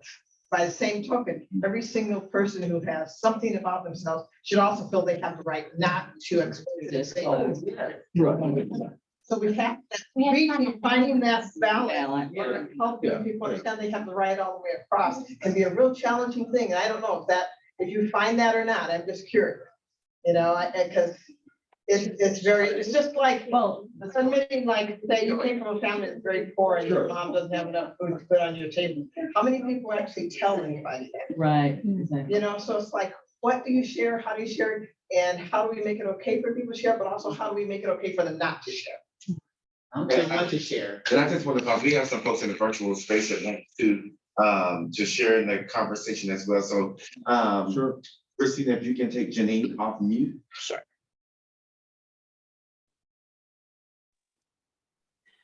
I just wanted to share, I've been a disability activist since 1980, and there are all kinds of disabilities. And most of the time, we do not want to be seen as different because we already feel different, whether our disabilities are hidden or obvious. We just want to go in and vote and as independently as possible. So this discussion is really vital because most of you temporarily abled people have not had experiences with disabilities. And so so I applaud this discussion. We really need it. Thank you very much. Thank you. And I will, well, I'm going to tell it. Go ahead. So our interaction with, I'm not going to name which one, but one of the gentlemen that had sponsored the bill, so to speak, when we were having preliminary talks, the day I was on the Zoom call, someone from the Secretary of State's office was there, not himself. And this individual, oh, I really want to help the blind. You know, I grew up down there near those blind people in Talladega. And oh, it just breaks my heart to see them learn to walk with their canes. Well, me being me, I said, excuse me, sir, but with all due respect, I don't want your pity. I just want you to make things where I can use them and make them accessible. You know, so you still have that whole mindset with the people that are in power that, you know, marginalized people need a caretaker and they need somebody to you know, they're not able to speak in for themselves or doing for themselves. Yeah. So, and I did want to address your question because I don't think, in my experience, I mean, and this happens when we see folks become disabled, whether later in life, you know, they don't necessarily want to identify right away because of what we've been saying, the stigma, the prejudice. And so they do choose not to identify or try to figure out, things to do and work through it. But the fact of the matter is, that has to be an individual choice regardless of whether, we're disabled or not. And that's all understand the fact that no matter who we are, we face some type of, prejudice, right? That's just a given. There's a bias, I mean, I came here to Alabama and I was told very quickly, you're a damn Yankee, so. Well, we like you now. But I get it now. And by the way, I guess I gotta throw this out, Alabama's playing right now. Why are we here, right? We must really care about this. We must really care because I understand, in Alabama, you got 20 people in the room and there's a game going on. That's good to say. So I'm caught on to all that, but the fact of the matter is, yes, in the end, we do have individual choice, and if I want to screw it in, and I know this, someone with a lot of vision that's still legally blind may pull it off where they can walk in and just vote normally. Well, my husband. And your husband's a good example. So the fact of the matter is that does happen. But on the other side of that, I want people to be able to go in and vote regardless, because, like my wife, totally blind, well, guess what? She can't hide it. I mean, the minute you walked in the room, that can get people are gonna, yes, so there's gonna be that, where let's have some compassion, so when she does walk in the room and know that you can offer the machine or whatever is available and not act like, oh my goodness, it's a blind person that actually showed up, what am I supposed to do? Right? So that, Exactly. What did I do? That's That freedom of choice, though, that's extremely important. But in the same way, the independent living centers could help with finding people that want to contribute stories and so forth.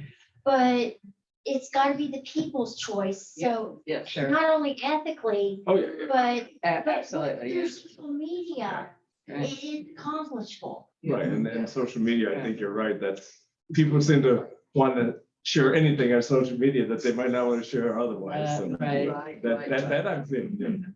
And as a part of the job that I have, I come in contact with a lot of people who are blind, and I work for a state agency. So obviously we offer to assist them and register to vote. So that kind of opens my door a little bit. And I will ask them, did you know that there's an accessible voting machine? Have you ever used it? I can get into that a little bit of a conversation to at least, broaden their, knowledge that what exists. And I have one individual that I recently made contact with, and she has a progressive eye disorder, and it's just recently been more impactful to her. And she says, oh, well, I used to work the polls. We don't have those machines.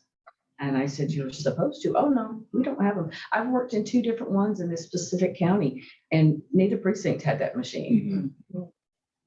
So, which is a HAVA violation. Exactly. Can I ask Lauren just one more quick question? Yeah. Sure. Really being facetious. When are you running for office? Do you have a year yet? So him or me? Him. Well, if you want to fund the campaign, He's a lawyer. We have one more question or a comment in the chat from Tara. Tara, if you want to unmute and ask your question. Sure, thank you. Happy to be here and happy to hear from you all. My question is, although we shouldn't conflate health status with disability, I believe some people have underlying or secondary aspects of their disability, including suppressed immune systems or respiratory concerns that COVID-19 could worsen. Is anything being done to make in-person voting safer for those high-risk individuals in our community, or any pushes to make things safer, maybe adding HEPA filtration or making sure that the spaces where we're voting are properly ventilated or anything of that nature? Well, that was what People First of Alabama versus Merrill case. That's really one of the key things we covered with the curbside voting. That was a preventative measure for COVID. Sure. Yeah, and the League of Women Voters of Alabama actually sued Merrill too on that. And we had a Vote Safe Alabama lawsuit in 2020, but, it was basically dismissed. But Merrill and Tara, I think the answer to the question is right now, not much, because once Merrill ended, once Governor Ivey ended the emergency order, then Merrill basically has dropped all the requirements for what he should or has to do. And that's something that is, obviously COVID is not gone. No. There's all kinds of other things that could affect, there's an emergency. There is actually, if you look on your ballot for this fall, there is an amendment on the ballot for this fall that makes it illegal to change election laws within 6 months of a general election. So there's a need for advocacy to protect voter safety. And that's something that right now, I think it's if you've got underlying conditions, you would have a concern, I would think, going into a polling place. So we've got lunch almost here. Thank you, guys. Thank you. Yeah. Thank you.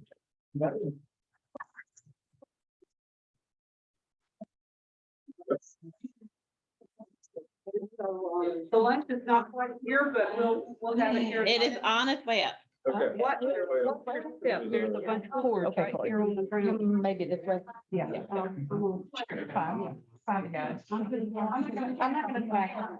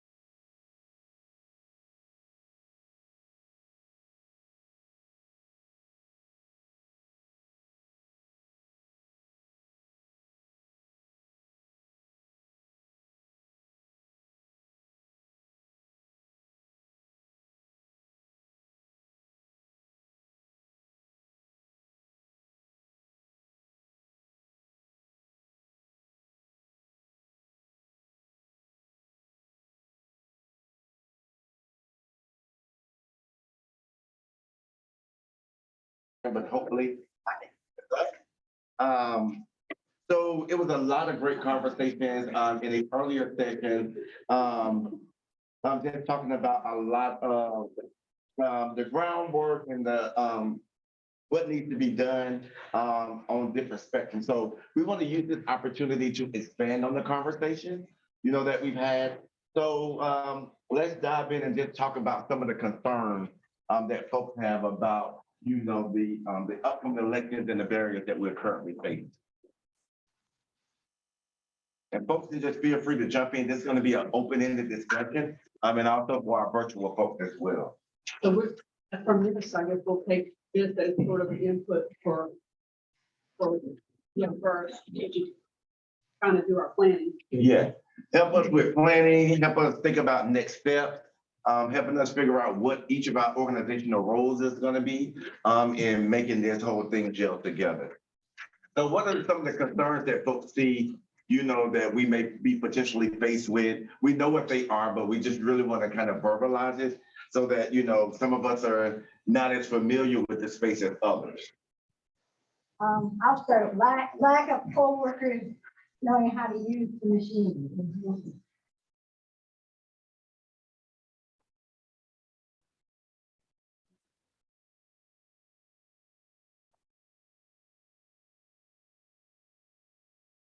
I think maybe related to that too would be, you know, real integrated statewide training of poll workers, which at least for some of these things would help, right? Like every county is a little different and does things a little differently, and that could be an individualized training, but I think all but maybe one county is using Expresso, right? Like we could have universal training. So you're saying in lieu of the statewide training, do it more localized? Some of it would still be localized, like poll workers would still have individualized training with county election managers or judges, but that there could be quite a few things that could be statewide. And I think that would solve some problems. I think we're seeing the concern is the fact that not all counties run their elections the same way. Exactly. And Yeah. that is in so many different there's so many different ways that they do that, but not in it. Training is part of that, but not all of it. Okay, so basically having a statewide training of poll workers, I mean, the overall curriculum, but being able to do it with a local twist, being that many of the offices kind of work. Okay, Yeah. okay. Guide training. I think ideally, yeah, it would just be standard all over. Yeah. On how to use the machines and that sort of stuff, then put on your twist of, you know. Yeah. Some people like to do certain kind of styles of, you know, pushing people through the polls, but. Transportation was one thing. Accessible transportation. Suzanne, I'm going to unmute you if you want to say what you put in the chat out loud, or I can read it for you. Okay, the comment about making poll workers be trained statewide, the structure for elections, and I think this is nationwide. First of all, voting is a states' rights issue, except for those cases where there's an overriding federal law like Disabilities Act and so on. So at the state level, or at the county level is where elections are conducted, except for municipal elections. The probate judge in each county is responsible for training their workers. And the county commission in each county is responsible for the voting machines, now the automatic voter registration machines, and these other pieces of equipment that aid us with the hearing and visually impaired. So I don't see an avenue for making poll worker training a statewide opportunity.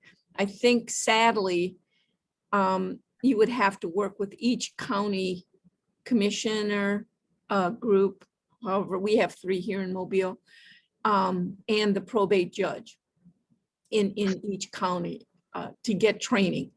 And there is a disparity, a great disparity amongst probate judges on the quality and type of training that they give.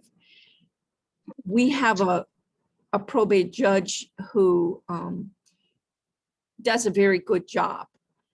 The trend in the last year has been for training to not be in person, but to be done via computer. What's happening is your older poll workers aren't used to computers. And so we're losing our workforce because they don't want to be trained that way. So it's really a challenge, but there is no uniformity and there's no legislation that I know of, which doesn't mean it doesn't exist, but I'm not aware of it, that coordinates a unified way to train poll workers. So I don't know how you overcome that. It would maybe the legislature can do something. I don't know. You'd have to maybe explore that, but I don't think it's realistic to think that that's a resolution, especially in the rural counties where they have very, very few resources for anything. Great, thank you. I see Jessica, then Kathy. So in follow-up to this particular issue here, and I'm sorry, Dr. Fortune Barker with Lift Our Vote, also serve on the Communications Committee for Election Protection through the Lawrence Committee for Civil Rights under law out of DC. So with that being said, there actually is powerthepolls.org is a national organization that actually does put poll workers, nonpartisan poll workers into the polling locations, state by state, county by county. What they do, so you can go to their website, powerthepolls.org, if you're interested in attending their training, or even if you're an organization leader who would like to join that coalition and help recruit nonpartisan trained poll workers. But what they do is they actually train you overall on nonpartisan voter advocacy, and then they turn around and in relation to your probate judge or your county election official, they then connect you to that office to receive further training specific to that locale. That way, we're ensuring at a national level that we're putting as many nonpartisan, educated, and well-trained people into our polls to be able to not only respond to the voter needs, but also to be a first line of defense to identify any subversive or suppression tactics that may be occurring. Also outside of that is 866 Our Vote. Shameless plug, I have to say it, but 866 Our Vote is also a national hotline for our poll workers as well as voters, that they can use that number on election day and even leading up to election day to identify any issues that they may be seeing. So when it comes to accessibility and things like that, that is now a centralized location. So if you're an organizational leader, I would encourage you also to connect in that space because that will then give you that data that you need in these locales as to where are the highest issues that we're seeing. And so that is one centralized way that we can make sure that we are combating what we're seeing on the ground. Great point. And I know that we at the league naturally have participated in National Poll Recruitment Day. And I know that other organizations have done that as well. And there's still opportunities to be able to do that. And we'll be able to share those links for folks. We also have information around, where there's a shortage of poll workers in a particular state, in a particular area, so that we can turn our attention to those areas to figure out how we power the polls. So thank you for lifting that up, Kathy. Well, I was gonna also say that, with this 866, poll monitoring is, don't go into the polling places, but the league, we're actually having a training on September 28th, and we're inviting anyone to join us, but the legal defense fund from the same election protection network is providing the training on being a poll monitor. That's different than what Jessica's talking about, but it is that we are trying to basically get people out there, and also if you can go do poll work.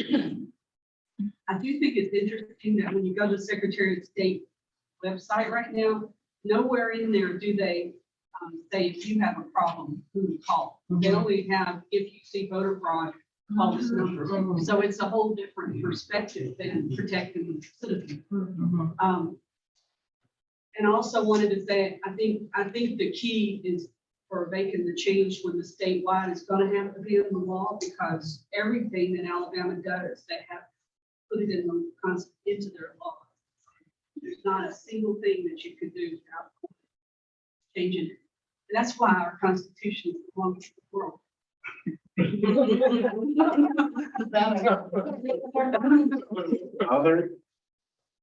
Other concerns that, other things that is giving us heartburn?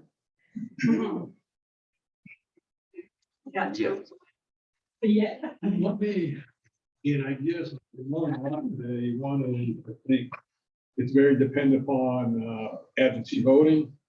And this is kind of minor, but I'm just curious, with the change they made in the primaries this year from 6 weeks to 4 weeks, how did that affect you? Because I think I counted there were 12 days from the ballot becoming available after the primary, so they had to be in for the runoff. And that could get compounded by having Juneteenth be a holiday the day before, so they had to be in by the Friday before and stuff. that's something, with the legislative change, it's would probably, I say, easy to go back, but I'm just curious how that affected people. And you don't have the sample ballots not out there right now, as far as I can find. It's not. I know they don't.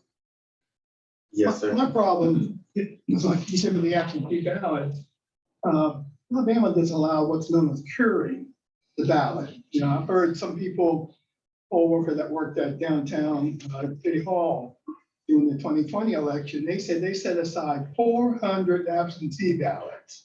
And that way nobody, it's like provincial ballot. You could vote Tuesday, go back Friday and reconcile that ballot. There was nothing dealing with the absentee ballot, nothing.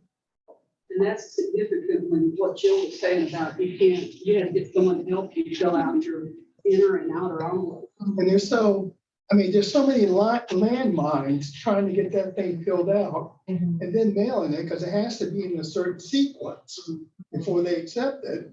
And the affidavit, for some reason, has a return address on it. And we ran into we had a voter registration not long ago. Somebody pulled up and she asked, was she supposed to mail that affidavit? Because it had the address on it. Well, why is the address on there? We have to put another envelope with an address on it. There's so many landmines, and to talk to somebody who may be elderly, to try and explain every step of the ballot and then scare them with words like affidavit and witnessing, it scares people. So the language piece, yeah. Yes. I was just gonna say the recent legislation, and Kathy, I think it was talked about West Allen about money.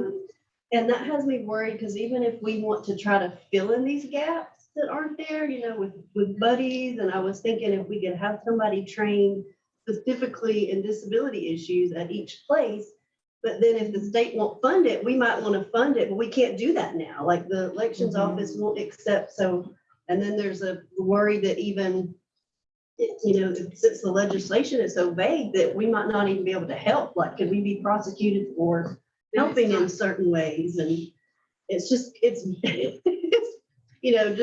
like with the legal stuff, affidavit, you get very nervous and you're almost worried to help someone.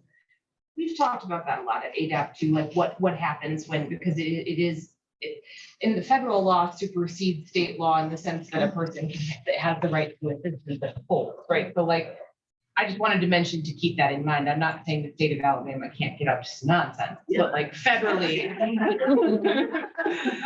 I was going to say that law in particular was really aimed at the election official. And the reason we took exception to it was because it prohibited, like, for one thing, it prohibited these poorer counties from getting any grants to help them be able to be safe. Like they used it to buy PPE and other equipment. But the other thing, it prohibited election officials from accepting volunteers who might want to help out during, as far as specifically said voter education, voter registration, and voter outreach.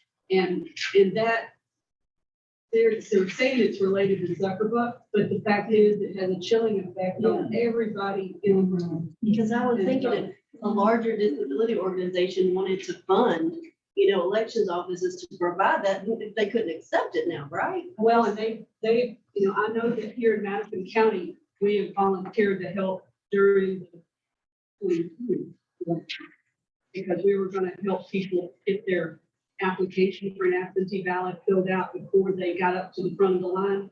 And we were told we were not allowed to do that. And that was in 2020. So that it just, I think it's just, they don't like getting help. I was just gonna say, part of that worry for me too is so like you're saying, right?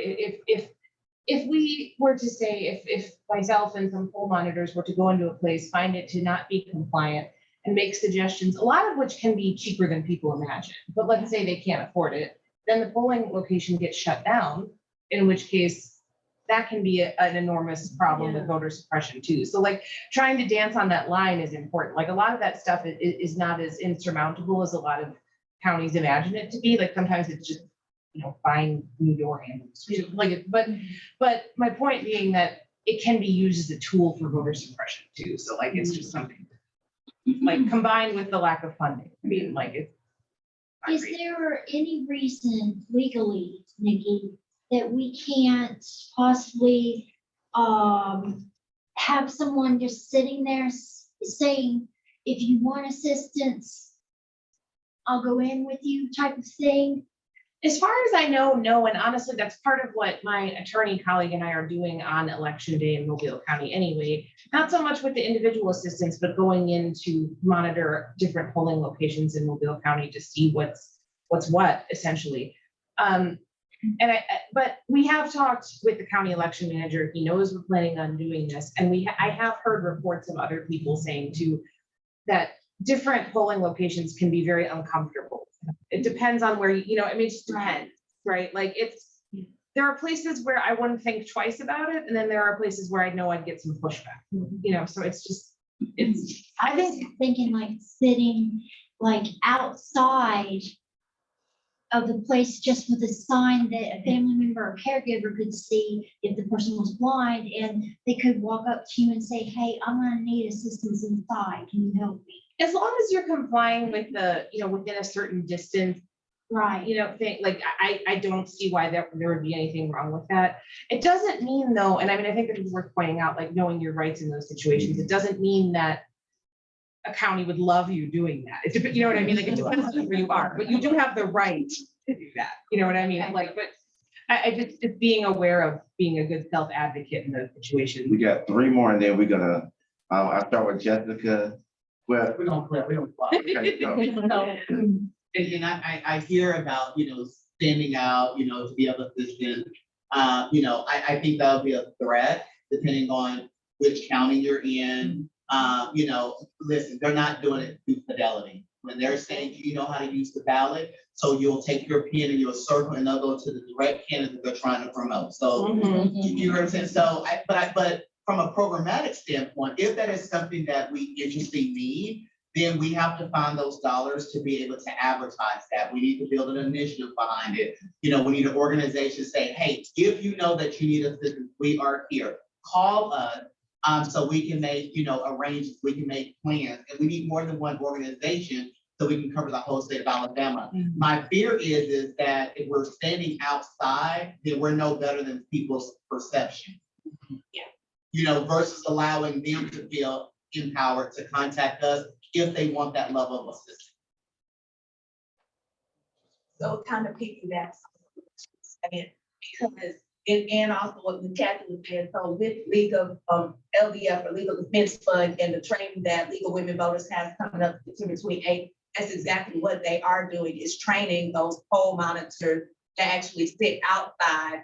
And I think that is, so again, with the communications committee from the election protection program, that is something that funding is there for, that to make sure we have signage, to make sure that we start right now with putting out that communications at a national level, all the way down to state level, to really say, hey, if you are experiencing any issues or if you need any assistance, please call 866-OUR-VOTE. There is also a transportation network that is connected to that. I know for myself here in Madison County, for 3 election cycles now, we do run transportation that is totally free on election day, and we always include an accessible vehicle. We get like a 15-passenger van that is handicap accessible to make sure that we're providing for that need. So I think the resources are really here, and it's all about just connecting the dots together now so that Alabama can make sure it stays ahead of any subversive tactics that may be. And I think that's one of the goals of us convening today, to talk about what each of our organizations are able to bring to the table and how we do that together. So Kathy. For several times is we need stories, we need examples. And I don't think that we're going to have that before the midterms, but we definitely, this is a problem. We don't have the stories that put human faces behind these problems. And then we can use that also when we start trying to fix legislation. And also, if we have a net of people who are ready to tell their story in front of the legislature, then we can go request hearings and bring people in to try to force conversation. I think the other piece that we're hearing is disenfranchised population. And I think it's critical for me to say, as a intersectional disenfranchised member, is that we need to also consider, the intersectional, that the blueprint of this conversation we're having can help other communities. I'm thinking about who's representing the Black Belt, who has the lowest voter turnout. What relationship are we having with Terry Sewell's office, to see what, she is able to do with her influence for the disability community, as well as those that are disenfranchised. What do they need? And it goes back to what assessments have we done since 2020 election? Do we know exactly what's actually needed based off not just our passion, our mission of our organization, what has impacted our narrative, but are we really creating something sustainable that we know that we've heard from the community? And that leads into my second piece that I want. Oftentimes, organizations like ours we always come with a problem. Where have we been able to provide some examples of some good success, something that we can lift up that has been in a positive space that we can share, not only the bad, but the good and the indifferent. And that goes back to collecting those stories, because we don't always want to come as a, quote unquote, ambulance chasing. We want to be able to get ahead of this and do it in a way that it makes sense and it resonates to folks that they want to get, not only involved in the movement, but they actually going to be active voters and be able to lend their voice to other folks that they're in their network to help move the needle. So can we talk about just, we heard some of the concerns. What are some of the good things, that, may be in place that we can celebrate? Can we do some like public service announcements? Like, there's probably a lot of people who don't even know that blind people are using a voting machine, or because you don't see any of those kind of announcements. Going through radio, maybe we can get the newspapers to do us an article or something. Trying to, I want to say encourage, but to just let people know that these things are out there. Because most people, you hear about the campaigners, but that's about all you ever hear in a voting cycle. Right. So that's a good example, because we should be doing some public service announcements. We should be doing some letters to the editors, some op-eds and all of that good stuff. Really using our social media platform, because we live in that day and age now that technology plays a key role in, being able to educate folks and get them involved in the process. But I think we also have to consider our audiences also in our messaging and how we put that information out there. Yeah. No, it's related to that. I was just going to say, while I'm thinking of it too, I know I've had a lot of success working with community organizers in various places. Like, I work for a statewide organization that is federally funded and part of I'm part of the nonprofit sphere. I've also been a community organizer, right? So it's sort of, and there are things that people know in their own counties, in their own neighborhoods, in their own municipalities, and they have a way of connecting with their neighbors in a way that we never will, right? And I think it's important to recognize that, and that's good to work with those folks. But I think that's where I've had the most success, because we're talking about positive things, right? Here's some information that we can all meet together and talk about, and how to reach your individual community members better than I do, right? And then people who are on board with that, that creates a network in a way I think kind of fills in some of the gaps that from lack of internet in the Black Belt, struggles with very sort of dotted rural landscapes where it's not like you can say everybody get together at the community center, right? Because that's not what it's like, right? So I think that's been the most impactful to me, is working with people who are already doing that work locally, giving rides to the polls to their neighbors and explaining a lot of these issues and how they can help solve. Right, and that's a great point. It's also sometimes about the messaging. Sometimes, we have to know when to step up, but we also need to know when to step back, because some other organizations may be better connected and can reach a different demographic. So, sometimes we have to learn when we're going to be leading, but also when we need to come in as support role. To be able to, because sometimes people get turned off by not the message, but the messenger. So we want to make sure that we are in sync in terms of, hey, Kathy, I think you should lead this piece. No, Demetrius, this is you just figuring out the dynamics. And I think, even with this coalition here, thinking through our messaging and our talking points.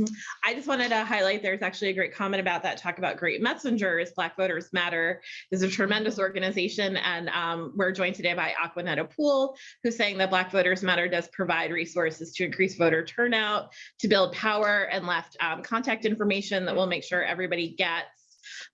So, hey, I see you came off camera. Thanks for joining us. welcome. And did you want to say anything? I am really enjoying everything today and just wanted to lift this. And every issue that we have in life is a voting issue. And so to be democratically involved, we're going to have to register people to vote. That's the only way that we can combat the issues that we're having today. We're going into this general election season with about 3 strikes against us. And the first one is we did not bring the John L. Lewis, or is it John R. Lewis, Voting Act together. We have the 2013 Shelby versus Holder, where man can say that there was some voter fraud without proving it. And now we have less voting rights than we had in 1965. But the power that we do have today is to register people to vote. I have served, and I've heard some comments about chief inspectors and poll watchers, but I have worn that hat before. And at the end of the day, I take it's a device that I take out of each tabulator that reads all the votes that has been calculated. And I put that in envelope number 5. The sheriff department or the police department come and pick up that data. And at the end of the day, that data is, you can go to your county courthouse and just look at those numbers roll across. But at the end of the day, who knows what's going to happen? Let's increase the voter turnout. There are resources provided by Black Voters Matter. We can help you with your events that you would like to plan. And let's solve these issues and put the right people in office, and by the power of us going to vote. Thank you. And I just want to add to that, and we got to work under the idea that this is not something that's going to happen overnight. This is the start of something. This is going to be a multi-year kind of approach to this. This is not going to be over, because we're going to always, I'm sure forever, be faced with some barriers. So just figuring out, what we can do in the immediate, but how does that build an arc of escalation to our long-term plan and our goals? Others? There was actually, I'm sorry, there was one other thing in the chat from Tara, who was asking, do we have a database of community organizations throughout Alabama that we could offer this type of training and support?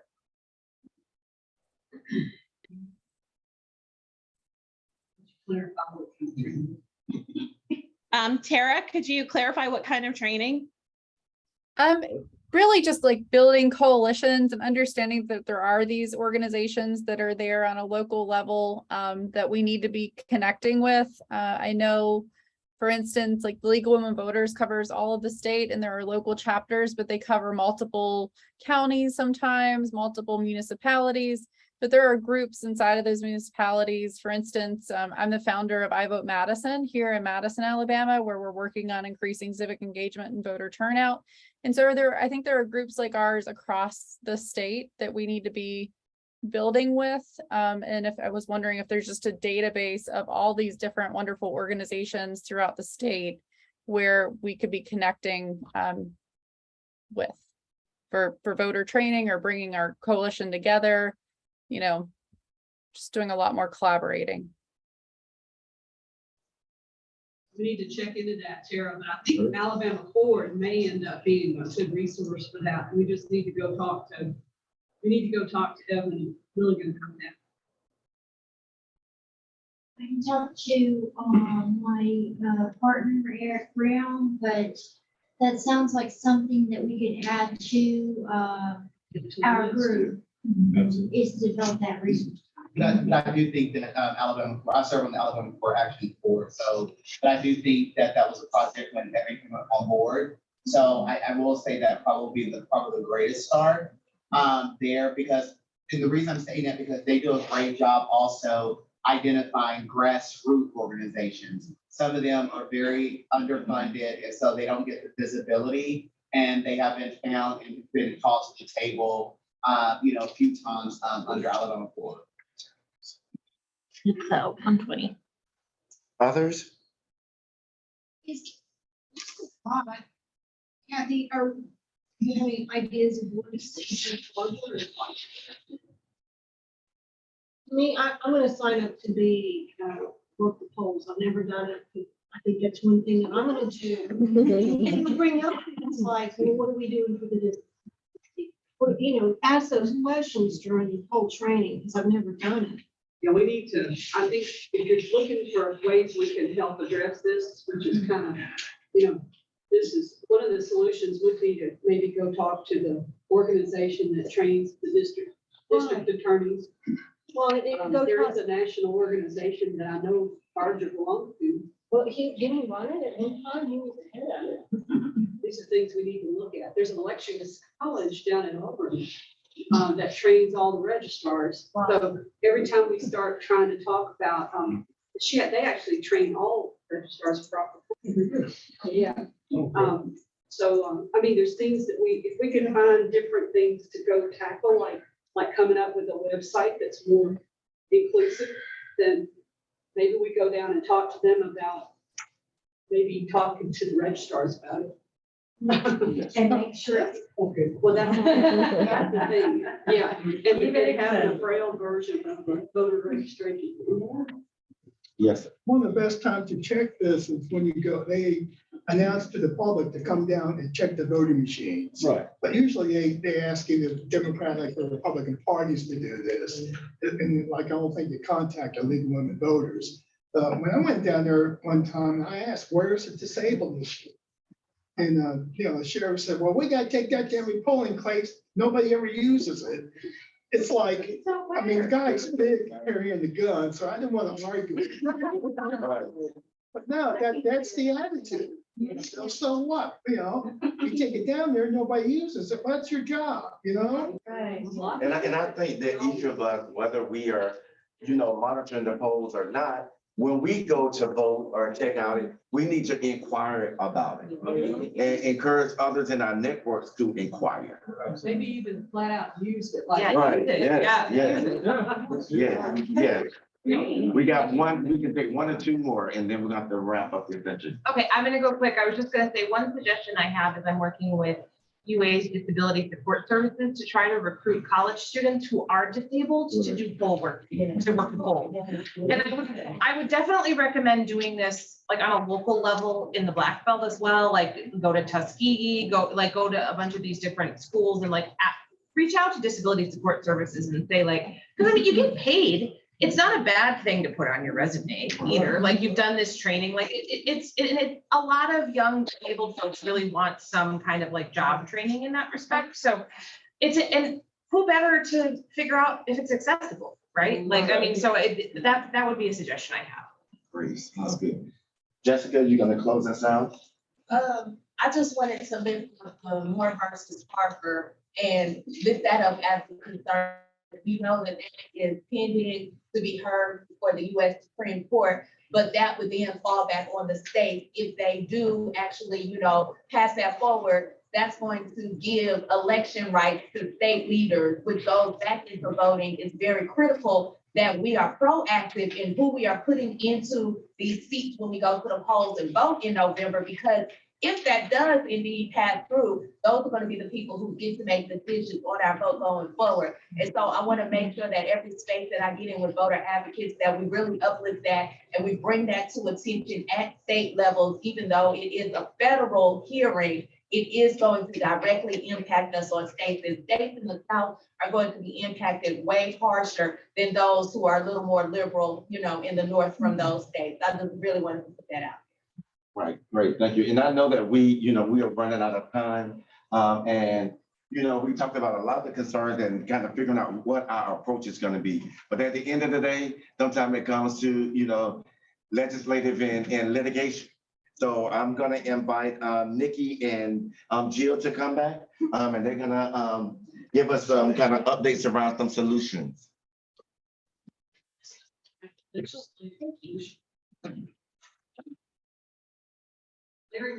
Yeah.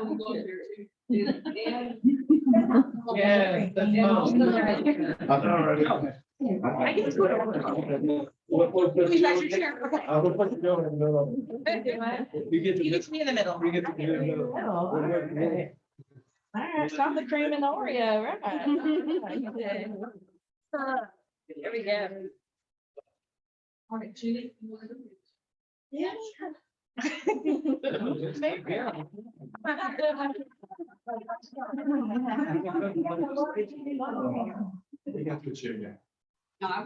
Oh, you got it. Could I just ask everybody to move down just a scooch? Sure. So the topic is legislative solution. Little word. That's a perfect scooch. Cool. Because it's a technical term. Of course. So the legislative session is not starting until, was it March 7th? Yeah, I think. That's about right. Yeah, and so what do you guys see as the possibility for the state legislature and then federal, if you want to go there? Before you do that, even though it starts March, January, they made recommendations and they vote as well. So that's important to also know. So you can start advocating early to get those key people in those committee seats who are going to vote the way that we want them to vote. So that. Well, I'm gonna. Yeah, you start. Yeah, and I will. So this last session, we did work at trying to get the electronic voting bill through, and we had some momentum there, and then kind of just fell flat. But our goal is to make that happen. We really see being able to vote electronically, receiving the ballot, returning our votes, and doing that all independently, electronic, being the future. And there's no reason, and let's think about that. This could apply to, all disabilities. Yes, it helps the blind, but the fact is it's going to help everyone. And I really see us getting together. Yeah, we don't need to have single us out as the only group that they're willing to help. Well, and I'll give that it- was pretty much what the other law did. An example Jenny brought up, which was someone that's anxious, that has anxiety, and that doesn't want to be in the polling place. I mean, I'd rather be sitting on my computer For sure. and voting. Yes. And again, we don't want to be singled out here, but this, you can see how broad this can become very quickly. And why not? I mean, we're here today, we're in 2022. There's no reason that we can't be moving that direction. And I think the more that we get on the table supporting this type of legislation, I think will give us a solution that, again, is one of many, another tool in our toolbox to vote, but that all the other areas we're going to work on. But that's something that I see definitely working in the future. So for that, the rest. Okay, I see one thing that can work. The one thing that I can see working is that, because if I remember correctly, by law, you do not have to you do not have to be necessarily disabled to use the express vote, correct? You don't have to say. I'm Right, you can use it when anybody can use it. People, get more people involved with that. Let them know, hey, this is easier. Yeah. More people involved, more uses of the machines. We think it could be people that have difficulty reading. You have Dyslexic. people that have hand problems, that have arthritic hands that hard for them to write. I mean, it could be just people that like tech. I mean, Yeah, whoever. definitely, especially here in Huntsville. Right. No, but it is multiple things. Like I know I have trouble with my right hand. So I mean, it works great. I also need big zoomed in text. It's helpful for that. You know what I mean? And then like trying to read those amendments. And I think encouraging more people not to feel anxious or awkward about using it also helps the disabled population in Alabama too, because I've met a lot of people with disabilities who are also feeling anxious and awkward about using the voting machine because they're worried something's going to go wrong and they're going to take up time. And it's nerve wracking. I think the best solution is the electronic vote idea too, though. And I really like the idea of proactive legislation, because when I think about legislation, my brain is often, okay, I know where we live. Like, here's what I think is likely to happen. I know you were talking about the SCOTUS ruling earlier, and I feel like we're going to see a wave of things this coming session.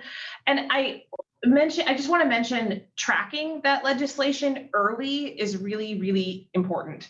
Figuring out who's going to drop what and when. I also think too, taking a look at Secretary of State's office specifically with Wes Allen winning the runoff, having an idea. Sorry. Yes. No, so I have, but I wanted to say too that looking at his record and what he responds to and what he has done or not done, I think will be useful strategically for all of us. Yes. And I'm not saying I have super positive feelings about that, but the strategy is important, right? Understanding what he responds to is important. So. Well, and he did not like the voting bill that they put forth for us. Yeah. But it was for different reasons that we didn't like it, obviously. Right. I can say one positive thing on him. He did help us debate that. I was going to ask you, one of the things that if Wes Allen becomes Secretary of State, then he said he's withdrawing Alabama. The day he gets sworn in, he would withdraw Alabama from the ERIC system, which is a system that, from my ability to understand what is ERIC, is a system that automatically connects when you go to, if you get a driver's license or if you interact with the government, it connects and helps to be able to to make sure your registration gets updated.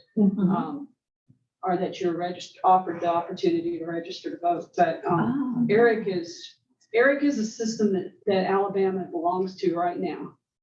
And it might be really useful to figure out if that's something that, is, if we withdraw from it, what's the impact for disabled voters?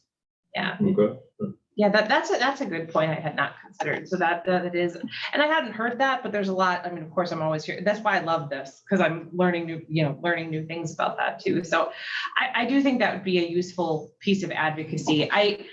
I worry because data in Alabama is already one of my biggest frustrations, I think, generally. And I imagine all of us experience this too, right? Like someone had asked me last week, like, what's the data on people in facilities, and especially mental health facilities in Alabama voting? And I'm like, because I mean, it's just so difficult. And this is kind of what Jenny and I were talking about earlier. All of these things, like this is part of the work that I do, but it's weeks and weeks and weeks in one facility to figure out what's going on in one place. And then there are 67 counties, right? So like trying to figure out what's happening in other places. And that's just one piece of disability voting too. Like it's not, I mean, certainly a majority of people with disabilities in Alabama aren't even in facilities. It's just an easy piece of work in the sense that we've got all these people in one place to try to go in and resolve some of these issues. Last I read something like 1/3 to maybe a little more than that of Alabamians were disabled, right, classified disabled. So, I mean, like but I think one of the struggles here with advocacy is a lot of people with disabilities don't identify as disabled, right? So like, I think that's a bad word. Yeah, exactly. Right. It's a naughty word. It's something you shouldn't call yourself. Right. It's very like Protestant work ethic, like you should overcome your disability kind of, and your bootstraps. Yes. Yeah. And I grew up in that environment too. Like it took a lot of unlearning to be like, no, I'm cool the way I am. Thanks. But I don't expect, but I think that's a big hurdle to us really getting popular statewide advocacy too. Like people hear disability and they're like, oh, that's not me. But it very likely is. You know what I mean? You just don't think of it that way. And I mean, and Jenny mentioned anxiety too, like anxiety, depression, all sorts of things that people don't normally think of. I mean, it's the invisible stuff. Yeah.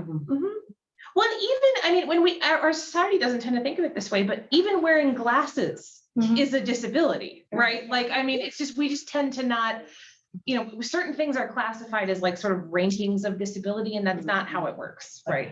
You're either are or you're not. That's period. It's a yay, nay, no gray. Yeah. I like that. That was a good one. I'm gonna have to write that down. It'll be in the next video.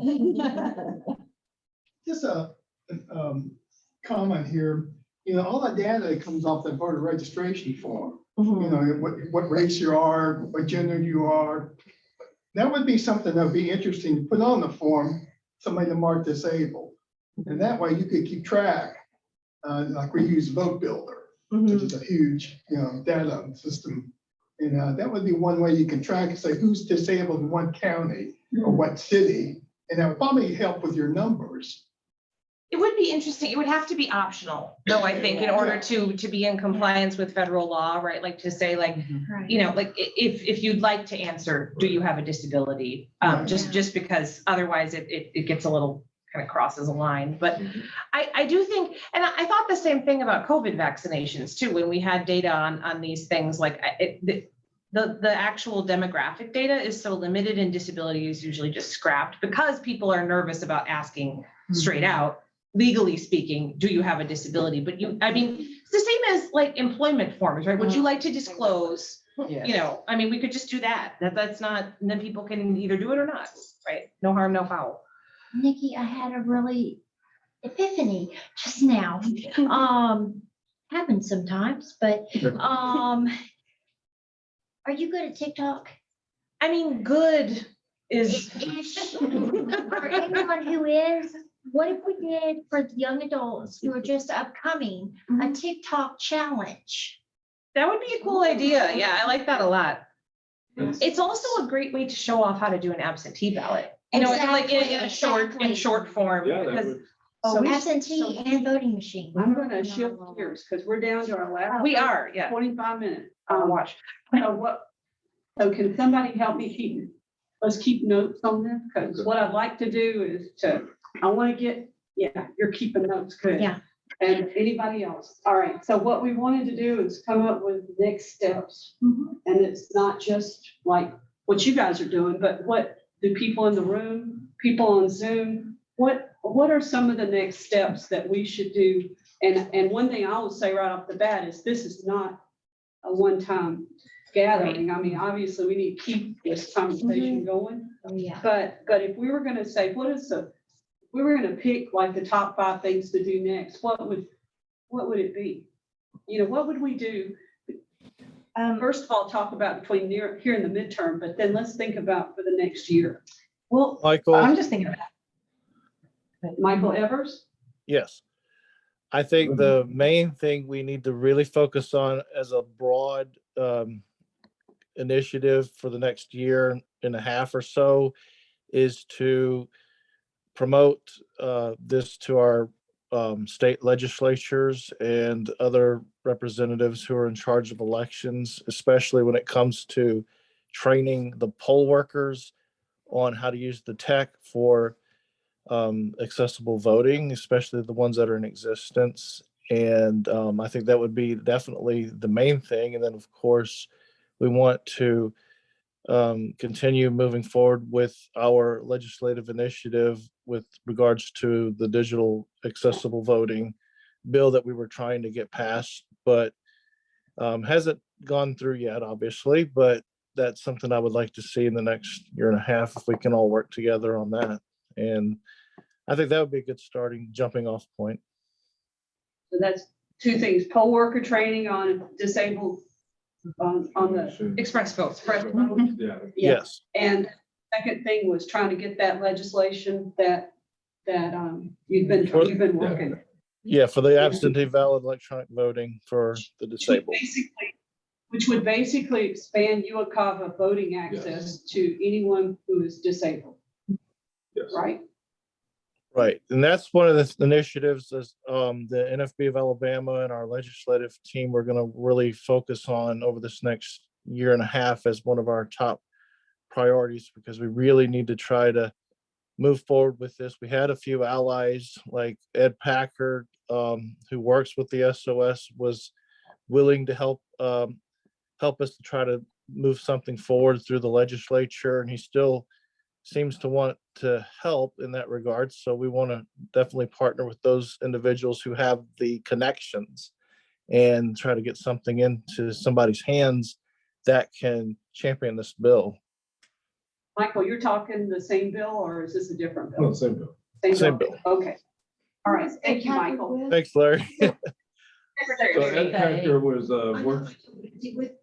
No, I think he was just helping the National Federation of the Well, Blind. and he actually ran. He did run. Yeah, he ran. Fortunately. Okay, I've got All right. next 1.5 years advocate and promote to those in charge of elections and To train poll workers. Yeah. And on train poll the workers. Express vote, Okay. and also promote that legislation for UOCAVA access. I call it UOCAVA, but it's electronic. Okay, I've got one. Go for it. Larry? Well, a campaign among all our disability groups to get people registered, to actually Yeah. increase those numbers. To do what we can, whether it's, at our conventions or gatherings, or even create gatherings where they can come in and we'll just get folks registered at whatever level and involve all the organizations, the Alabama Institute for the Deaf and Blind, People First, NFB, ACB, all these organizations. Yeah, there's absolutely no reason across all disabilities, not just the blindness. Sure. All right. Thank you, Larry. All right, Roger. I think the league could come up with public service announcements, just like we see with Trump and Lionel Richie right now. The candidate's gonna be out there with a lot of radio, because radio is pretty cheap. Yeah. But we need to come out and say, look, we have disabled voters and they need help. Well, and that's what you just said. People who aren't from Alabama may not realize that our Secretary of State every year picks people to put on their get out the vote posters. Right. This year he put Donald Trump. And on our get out. the Right, vote our posters. tax dollars are paying. And the other one was Lionel Richie, which is great, but whatever. Somebody on Zoom wants to speak. All right, you want to ask him to come? Yep, Carol, I see your hand up, so feel free to unmute yourself. So when you go to renew, when you're a person who does not claim any disabilities and you go to renew your driver's license, they ask you, do you want to register to vote? And that's a standard question at the Driver's License Bureau. All those people who are getting handicap tags, could we have the state ask them, do you need any assistance in voting? Or could we give them a fact sheet or any of those kinds of things? Because that's a group of people that's pretty big, but they may not be identifying as being a part of the disability community. But if they've got the documentation to get the tag, they have some mobility issues at least, or vision issues, or whatever, low vision even, heart issues, whatever. They are a part of this community that they may not have even thought of, but we could give them that information. Does that require legislation? Probably, but I think it's a good thing for us to need to look at. Yeah, let's look at that. I want to piggyback on something the last person said. So it may require legislation to be for, but what could happen is, how does that information get dumped in some type of van software? Just like we all, for those that do voting, van is a software that we can use to easily blast out messages and things such as that. But if the state already has that information, can that information be placed in a database because when we think about the ERIC system is a third-party system. They have a contract and we're paying money for them to be able to do our cleanup or whatnot. I'm thinking of the same system as the last person who spoke. That would be a great idea. I think the other piece is that what our group here can do, we need polling. We need polling, we need a system. We need to know, we need data. And I think the final piece or two things is that if we're going to continue the coalition conversation, consistency, so having a standard type of call, even if it's once a month or every other month, on the same day, same hour, same Zoom, just so we can start having consistent conversations. And then the final piece, I know that's very effective, but it does cost money. We were talking about storytelling, but on top of storytelling, visibility is important. So these billboards, campaigns, they are effective, so we can see ourselves reflected in the general public advertisement. Did you get? I know that was Pam, I'm so sorry. I didn't know you were describing. I heard polls, data, and storytelling and getting back together once a month. Right, and a van system. Do we have a system in place that, does a national? Okay, very good. Okay. Yeah. Well, these are all great suggestions because this kind of helps us can't do everything at once, but at least figure out. For one thing we need to do is we need to all figure out what pieces we can do and how we can work together. I was just going to say too, and I really like the idea of Zoom once a month. I think the biggest piece of this to get the next steps done is consistent communication among this coalition. So like figuring out, I mean, and this can be done in a follow-up email. I don't mean we need to figure out right this second, when is a good date, right? But like having the open Zoom call, even if 1 month, maybe 3 people can make it, right? Like that way we can spread the information to each other. I know, I mean, we typically do this a lot in the blindness community, but like listservs. Where that you can, what I'm saying, if you've got something you need to shout out, you put it out, and then whenever they check it, they see it, and they see what everybody's doing and what everybody's working on. You can do that through Google's. Yeah. A listserv. Yeah, like a listserv. That's like a distribution. It is. Yeah, You just Yeah, you just add, subscribe you to know, it. something. And they're free. Listserv, we get it all at one time. Yeah.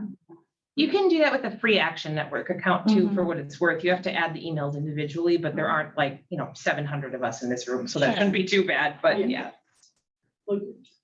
So maybe for like if you need data, such like that, maybe like a census, kind of like a mail-in census, like you can put in certain parts of Alabama for people that Oh, like a poll for a poll. that are either deaf or blind or disabled. They could have a mail in a card, kind of like those things you get in the mail.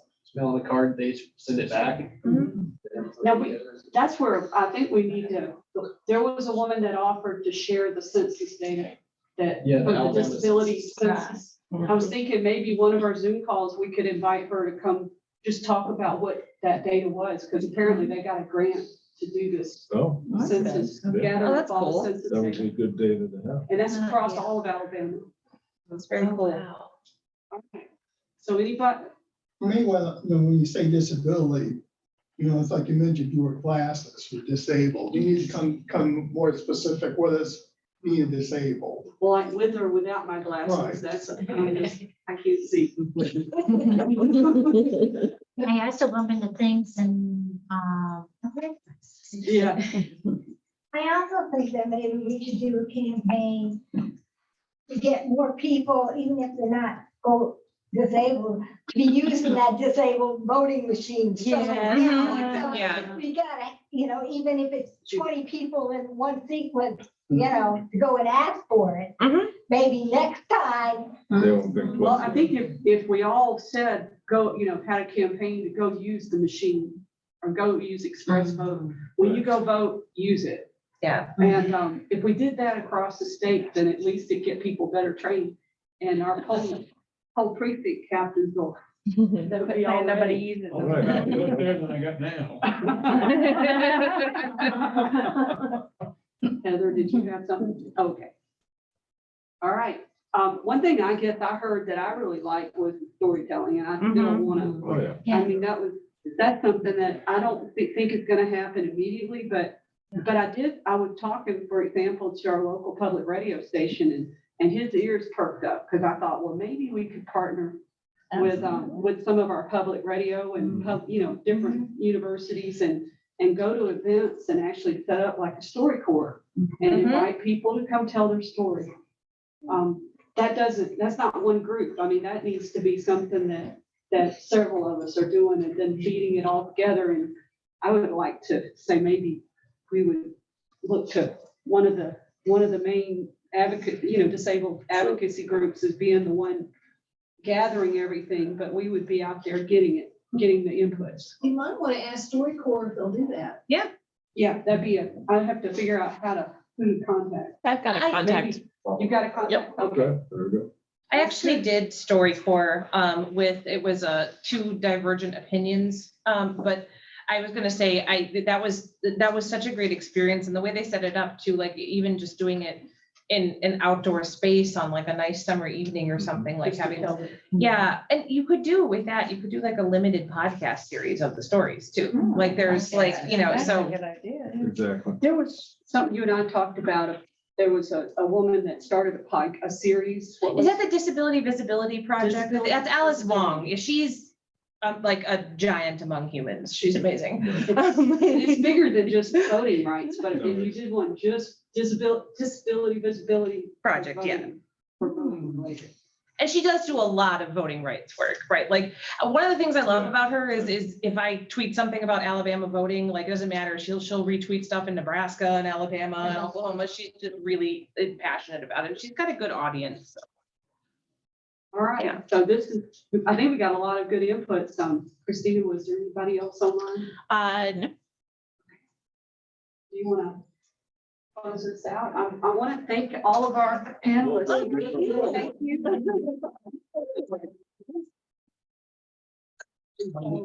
Before Dr. Turner comes, I just want to say that you need to remind folks that we have captured some notes that we will share out via Kathy. Also the recording. We also have a landing page that folks will be able to go and access this information. And then we'll be able to share all the contact information with everybody that signed up to be a part of this today. So just know that some additional resources are forthcoming, and we are looking forward to next step. Yeah, and I do want to thank Demetrius Fisher and Christina. They're why this actually is all working smoothly. And I want to thank everybody for coming. And I want to welcome back up here our national president. So thank you. You guys have inspired me today. That's the first thing I want to say. I am moved and I'm blown away with all the energy and great ideas and commitment that you have shown. I've been writing scribbling like crazy about things that I know the league can, should, and would be doing and will be trying to do in the future. I learned a lot today. And I still have to give kudos to my wonderful friend Kathy, who helped bring this all together. The message I take from this is the message I carry. It's that voting is not a partisan issue. Voting is an American issue. We are Americans who have deserved the right to have our voices heard, no matter who we are, where we are, or how we get there, or what we need to help us vote. And so if we continue to carry that message and take this energy from this room, and if what else, just to let you know, I'm going to use Alabama as an example of what they need to be doing in the other states in our league. So thank you for that. I would like to get a photograph of all of us. I don't know exactly how to make that work, but. So why don't we end the meeting? Sure. And then, tell everybody, thank you. Does everybody want to wave to our virtual friends?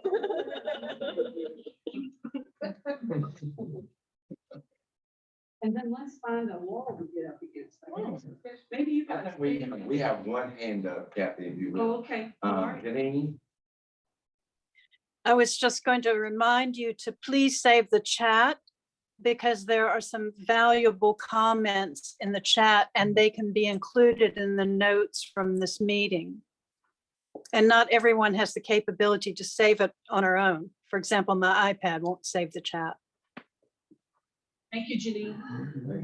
And can they not be in the picture in the background on one of the walls? Just so. Can you put them up there on the wall? Yeah, we can definitely do that. If anybody wants to hang around and virtually be in the picture, we just have to move some stuff around and reset up the projector. So it'll just take us a minute. All right.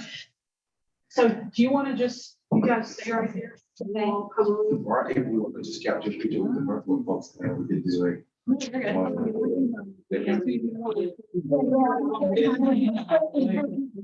let me go